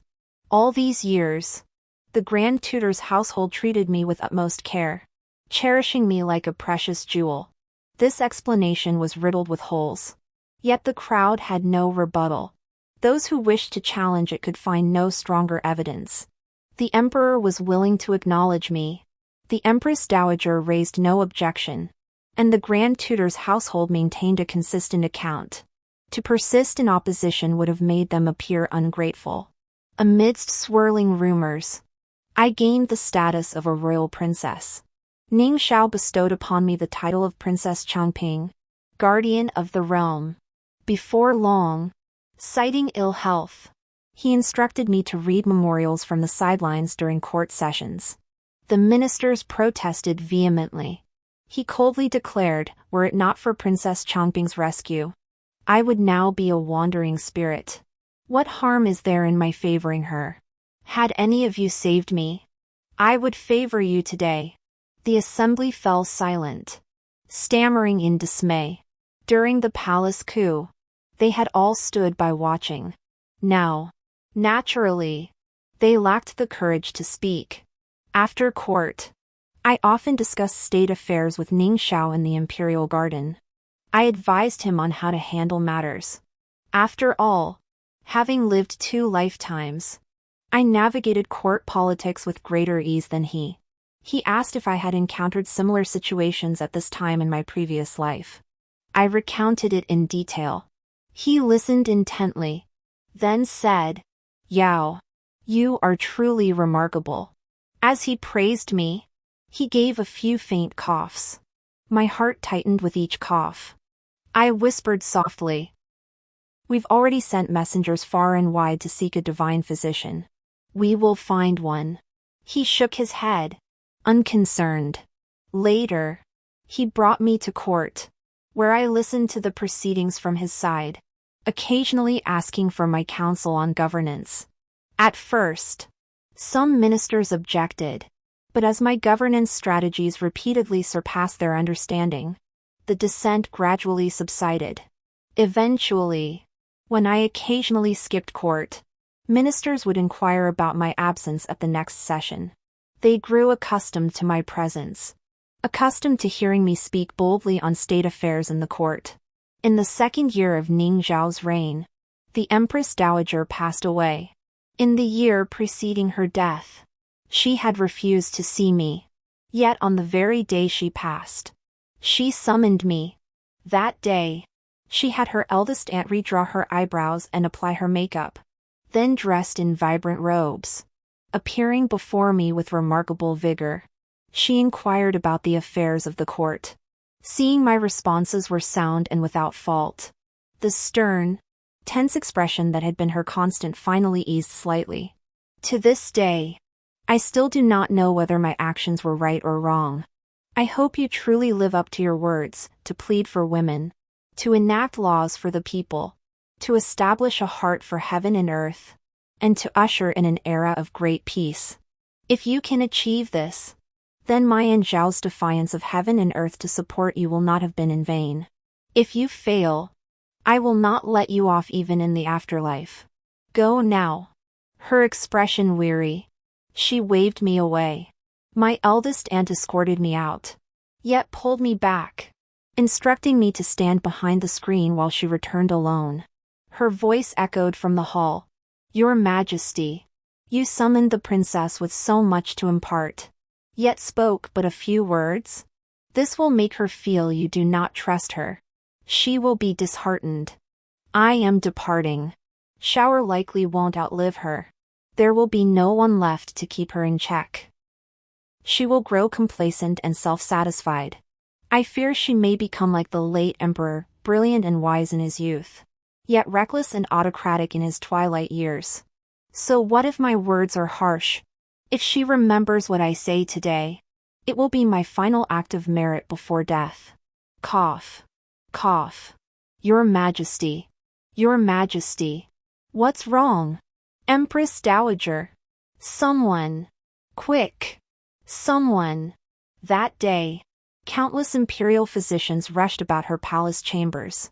Yet none could revive her withered life. Her eyes were tightly closed, her expression solemn and dignified. Ning Xiao's face was etched with profound grief. To him, she was the last person in the world who truly cared for him. I longed to comfort him, to tell him I would cherish him too, but I remained silent. I am a cold-hearted woman, ultimately valuing power and influence more. I could not, nor would I, offer him further promises. After the Empress Dowager's passing, Ning Xiao posthumously bestowed upon her numerous honorific titles. As if only through such gestures could he express his grief.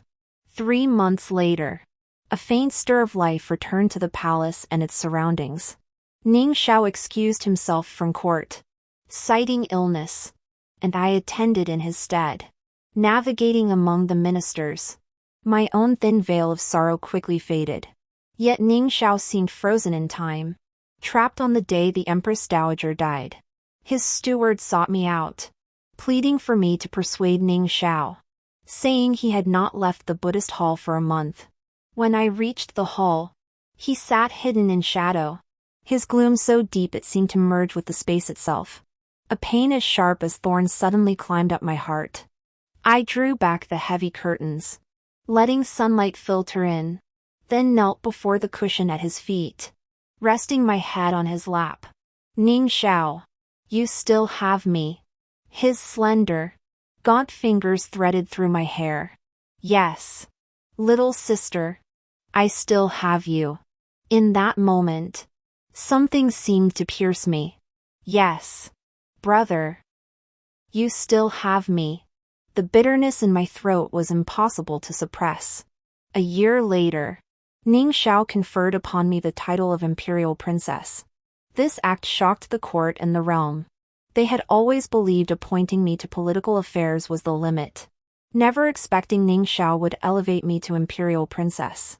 This meant that should Xiao pass away one day, I would ascend the throne as emperor. Petitions opposing this decision poured in like snowflakes from all directions. Each day, Xiao would have these petitions carried to the court and burned publicly. After several such incidents, the petitions only multiplied. Perhaps knowing Xiao ignored them, some petitions grew so vehement they bordered on treason. Suddenly, Xiao reviewed the petitions himself. He had the most inflammatory authors imprisoned, to be held under strict guard until they repented. This move silenced the critics. Some came to counsel me, saying that having enjoyed such immense power, I should know when to advance and when to retreat, recognize the greater good, and not act like a hen crowing at dawn, attempting to disrupt the court order. Throughout history, everyone who disrupted governance met a miserable end. I couldn't be bothered to converse with such individuals. Upon learning one had a domineering wife, I granted him 2 beautiful courtesans as concubines and dispatched 2 matrons to protect them. That minister failed to attend court for 3 days. On the 4th day, he arrived at court, his sleeves raised to conceal his face, clearly afraid anyone might see the scratch marks. After court, I regarded him with a faint, mocking smile and flattered him on his good fortune. I wonder, I said, if your wives and concubines live in harmony at home? As a woman, your wife ought to know when to advance and when to retreat, to understand propriety. Surely she wouldn't act like a jealous, violent woman? I continued. If that is indeed the case, how about I intervene and have her divorced for you? The minister fell to his knees with a thud. Your Highness, spare my life. I know my fault. Please forgive me. As for those 2 young ladies, I beg you to take them back. I truly know my wrongdoing. I applied the same tactics to the other ministers. Those greedy for wealth I appealed to their greed, those hungry for power I appealed to their ambition. Only one censor remained, a man of unyielding integrity. In my previous 2 lifetimes, when I ruled as Empress Dowager behind the curtain, I expended considerable effort to win his allegiance. The same held true now. Though this censor was pedantic, he doted intensely on his 2 daughters. I appointed one as my personal tutor and commanded the other to serve as a scholar at the Imperial Academy for Women. Such honors would be irresistible to any mortal. His daughters, well versed in literature, were even less inclined to submit to others. Before long, the censor visibly wilted. The reason was simple: each day he returned home, he would grumble about my shortcomings.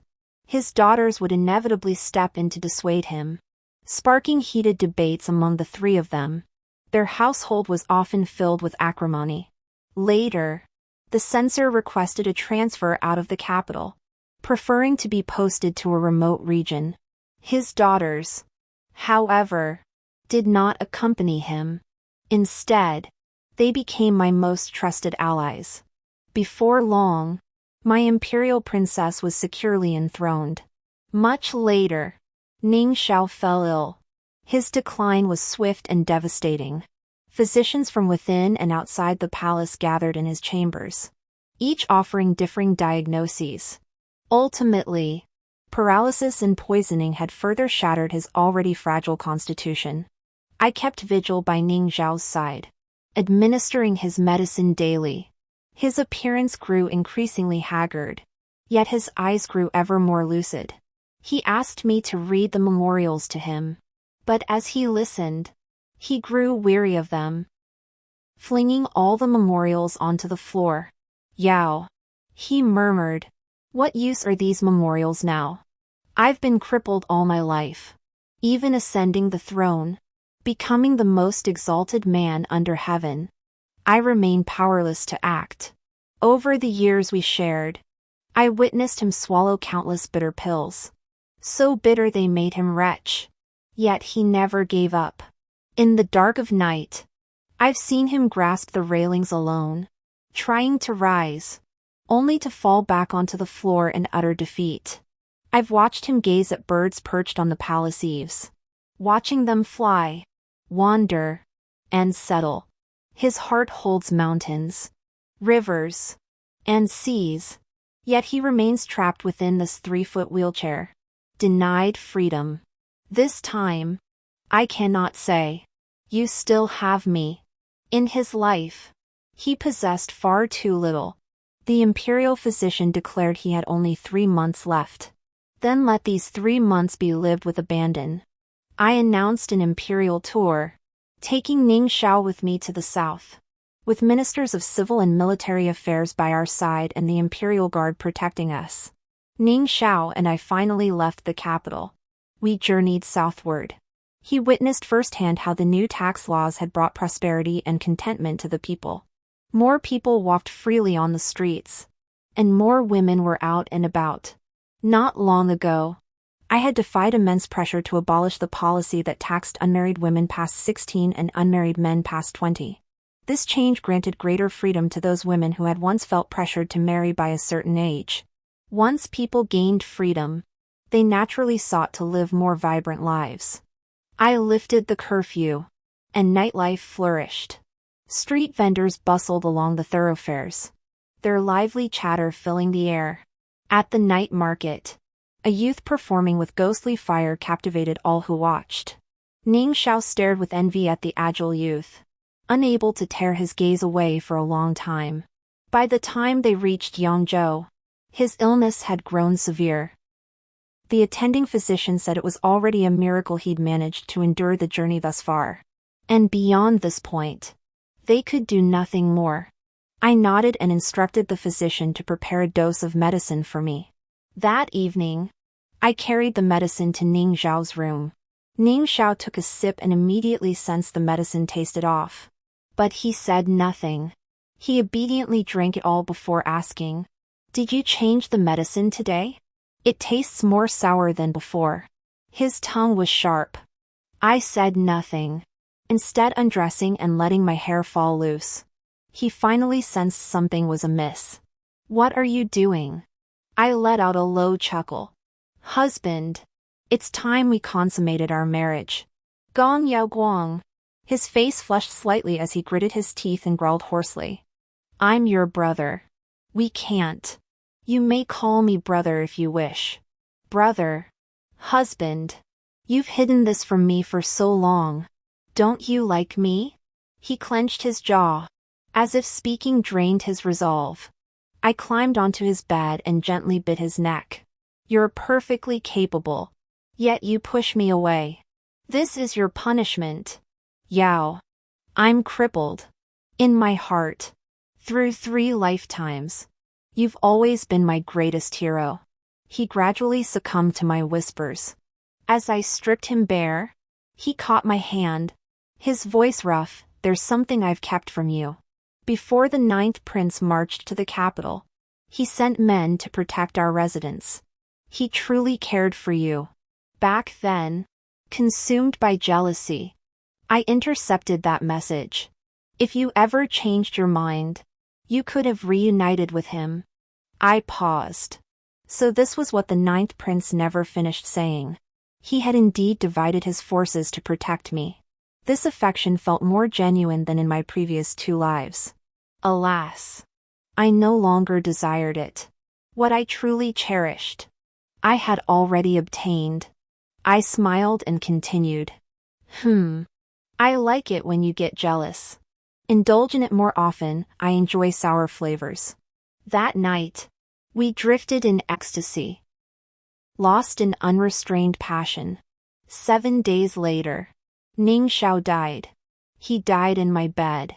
He said, to die beneath peonies, even as a ghost, is to live with style. Next life, I must live to the fullest. He said, I entrust the realm to you. I rest easy knowing Mother and the Dowager Empress would be proud. He said, Xiao, I'm sorry. This is as far as I can accompany you. Staring blankly, I closed his eyes, dressed, and walked out. Above, the moon hung desolate and cold. Behind me, the Grand Eunuch's heart-wrenching wails echoed. A single tear fell from my eye, and nothing more. I couldn't help but think, I always believed that starting anew would surely grant my wishes. But no. The Great Way has 50 principles, heaven manifests 49, man escapes 1.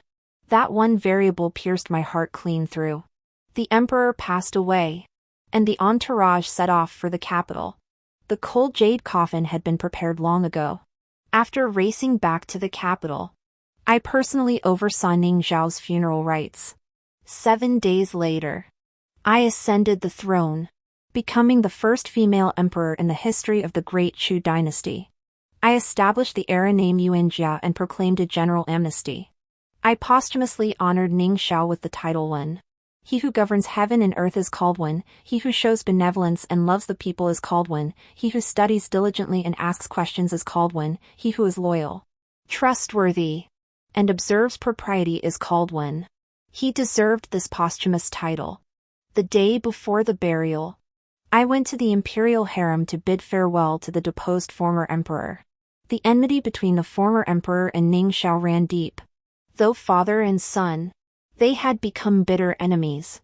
I could not allow Ning Xiao to wait in the underworld for the former emperor's death to settle old scores. I decided to send the former emperor down first, so he could clarify all grievances before the king of hell. I also bestowed a bowl of medicine upon the deposed 9th prince. Drinking this potion would naturally cure his muteness. I arranged for news of his death to spread and ordered him banished from the imperial exile garden. Henceforth, the 9th prince ceased to exist in this world, and the Great Chu gained one more subject. Before his departure, he clamored to see me one last time, threatening to throw himself to his death in the garden otherwise. Reflecting on how few old friends remained by my side, I went to meet him. By then, he had grown so gaunt that he bore a certain resemblance to Ning Xiao. He demanded angrily why I had spared him. Before I could answer, he seemed to grasp something and said, You know I even sent men to protect you back then. Do you regret treating me that way now? I shook my head. Seeing you still so full of life, I'm certain you'll thrive among the common folk. I can rest easy now. Go in peace. Hey, Gong Yao Guang. I promised to do 3 things for you, and I haven't finished yet. You helped conceal the information about those courtesans, that was the first. When the royalists rose, you sent men to protect me, that was the second. The third is this, I ask you to live well as a subject of Great Chu. This matter is settled. Our debts are even, and we owe each other nothing. Farewell. I turned and strode away. Lu Chui, now my eldest aunt, walked haltingly beside me. Along the way, she told me, the 9th prince wept. He watched me for a very, very long time, looking so pitiful. Your Majesty is the emperor. Taking in a few more attendants is permissible. The 9th prince is quite handsome. Though he's grown thin, he'll recover with proper nourishment. I found myself inexplicably recalling Ning Xiao's face, lost in melancholy for a long while. Snapping back to reality, I said flatly, Men only slow my pace in reviewing memorials. Do not speak of this again. I busied myself daily with official documents, often personally conducting incognito tours to observe the people's conditions. Several months later, I gave birth to a daughter, whom I named Xiaoning. In the early years of the Yuanjia era, I installed the heaven-reaching drum on Chang'an's main street. Commoners with grievances could strike this drum, their voices reaching the heavens. In the 3rd year of Yuan Jia, I established the Rewards and Punishments Edict, rewards for those who cultivated new land, rewards for households with surplus grain, punishments for harsh and arbitrary governance, punishments for causing population displacement. Thus, the people's hearts gradually turned toward me. In the 5th year of the Yuan Jia era, I selected the first cohort of female officials from the Imperial Academy for women to enter the court and participate in governance, standing on equal footing with the male ministers. In the 10th year of the Yuan Jia era, I widely recruited scholars nationwide to compile books, selecting talented individuals from among them to serve as officials. For a time, the capital was filled with literary geniuses, gathering heroes from across the land. In the 15th year of the Yuan Jia era, I broadened avenues for expression and established the imperial examination system. From then on, those with outstanding abilities could rise to prominence, while pedantic scholars, even if skilled in poetry and prose, found it difficult to hold office. In the 20th year of the Yuan Jia era, I conferred the title of Imperial Princess on Xiao and proclaimed a general amnesty. The 6th prince, who had been confined in the imperial garden, was released. By then, he appeared decrepit, resembling a man of 60. Upon hearing rumors of someone attempting to lure him back into power, he himself reported that person to the authorities. In the 30th year of the Yuan Jia era, Crown Princess Xiao assumed regency. I led the civil and military officials, along with court ladies, to perform the Fengshan ritual at Mount Tai. In the 40th year of Yuan Jia, I abdicated in favor of Crown Princess Xiao, retreating to the position of Taishan Huang, Emperor Emeritus, and relocating to Changning Palace. In the 2nd year of my reign as Taishan Huang, news arrived from the imperial mausoleum. Gong Qiuyue had died. The commander overseeing her stated that at the moment of death, she was delirious, muttering only one phrase over and over. "Can't I be reborn? Why? Let me be reborn, I'll trade my life for it. I beg you. Let me be reborn. I refuse to be destroyed. I refuse." She died in agony and despair. My father willingly sacrificed his life to save her.